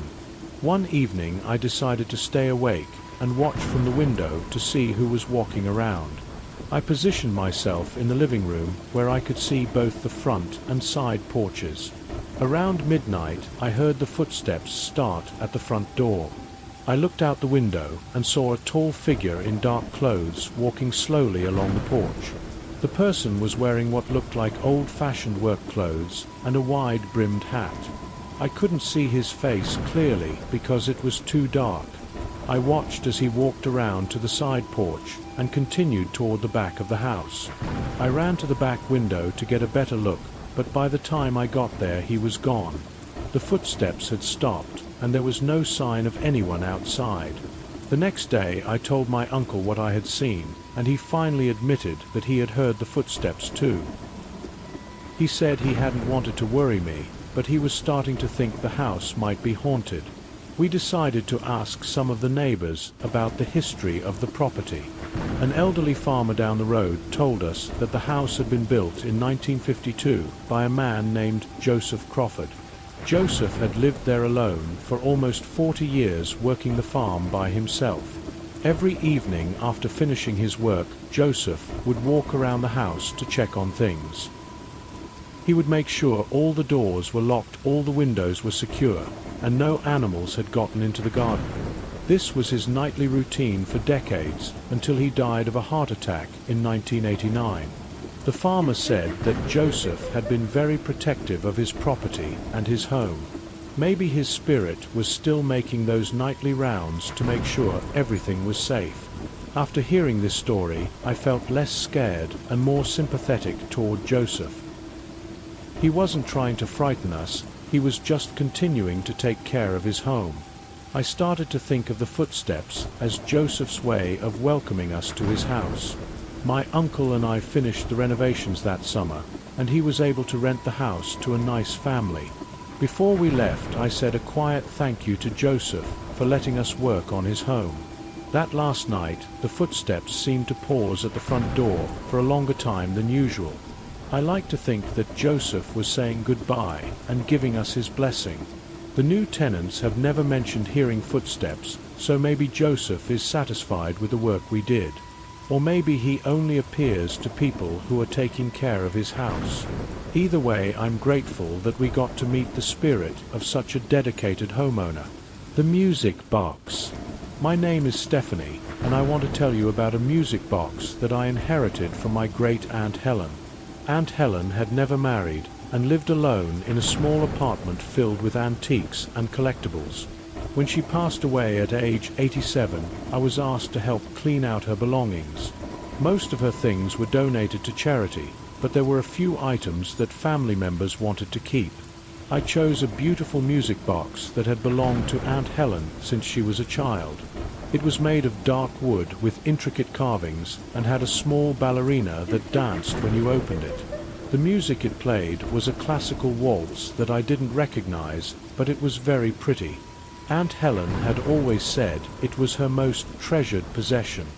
I brought the music box home and put it on my dresser in the bedroom. That first night I wound it up and watched the little ballerina spin while the music played. It reminded me of Aunt Helen and made me feel connected to her memory. But around 3 am I was woken up by the sound of music coming from the dresser. The music box was playing even though I was sure I hadn't wound it up again. I got up to check and found that the lid was open and the ballerina was dancing. I closed the lid and went back to bed thinking maybe I hadn't closed it properly earlier.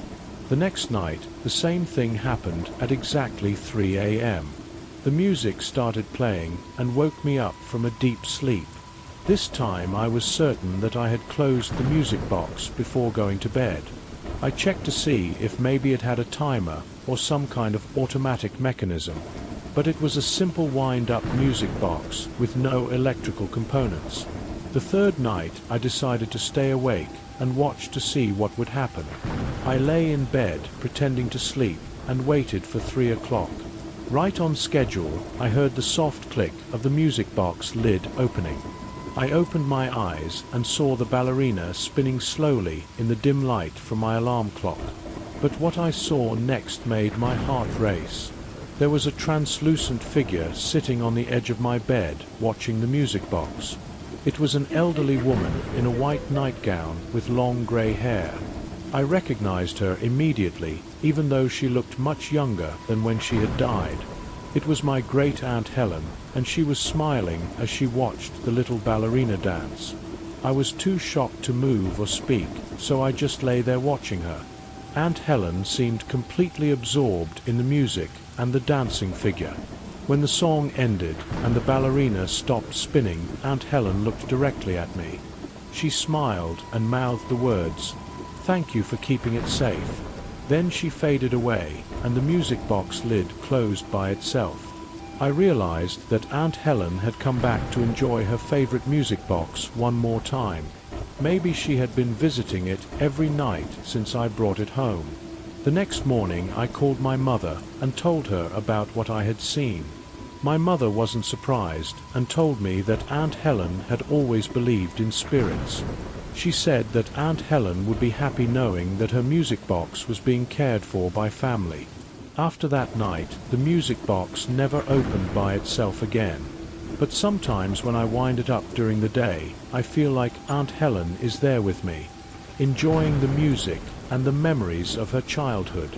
I will always treasure this music box, not just because it's beautiful, but because it gave me one last chance to see my dear Aunt Helen, and to know that some part of her lives on in the things she loved most. The closing time. My name is Brandon, and I used to work at a movie theater when I was in college. One of my responsibilities was closing the theater after the last show ended. This meant making sure all the customers had left, checking all the screening rooms and locking up. Most nights this was pretty routine, but one particular night something strange happened. It was a Sunday in February, and we had only shown 3 movies that day because business was slow. The last movie ended at 10:15 p.m. and I started my closing routine. I walked through each of the 6 screening rooms to make sure they were empty. In theater number 4, I found a woman sitting alone in the back row. She was probably in her 30s with dark hair and was wearing a red coat. I approached her and politely said, "Excuse me, ma'am, but the movie is over and we're closing now." She turned to look at me and smiled but didn't say anything. I assumed maybe she didn't speak English, so I gestured toward the exit. She nodded and stood up, but instead of walking toward the exit, she sat back down. I waited a few minutes, thinking maybe she was gathering her belongings, but she just sat there looking at the blank movie screen. I tried again, saying, "Ma'am, I really need you to leave now so I can lock up." This time she didn't even look at me, she just kept staring straight ahead. I was getting frustrated, so I went to get my manager to help handle the situation. When we returned to theater, the woman was gone. My manager and I searched the entire theater, but we couldn't find her anywhere. All the exit doors were locked from the inside, and the emergency exits would have triggered alarms. My manager said she must have left while I was getting him. But I had only been gone for about 2 minutes, and I would have seen her in the lobby. We finished closing up, and I didn't think much more about it. The next Sunday night, the exact same thing happened. After the last movie, I found the same woman in red, sitting in the back row of Theatre 4. She responded to me the same way, smiling, but not speaking, then refusing to leave. When I went to get help, she disappeared again. This happened for 3 more Sunday nights in a row. Always the same woman, always in theatre, always disappearing when I tried to get help. I started to think maybe I was seeing things because of stress from school and work. But then one of the other employees mentioned something that changed everything. He asked me if I had heard about the woman who died in theatre a few years ago. I said no, and he told me the story. A woman named Patricia had come to see a movie by herself on a Sunday night. During the film, she had suffered a heart attack and died in her seat. She wasn't found until the next morning when the cleaning crew arrived. Patricia had been wearing a red coat and was sitting in the back row, the exact same seat where I had been seeing the mysterious woman. My co-worker said that several employees had reported seeing Patricia over the years. Always on Sunday nights, always in the same seat, always disappearing when approached. He told me that Patricia had been a regular customer who came to the movies every Sunday. Maybe her spirit was still keeping her weekly movie appointment.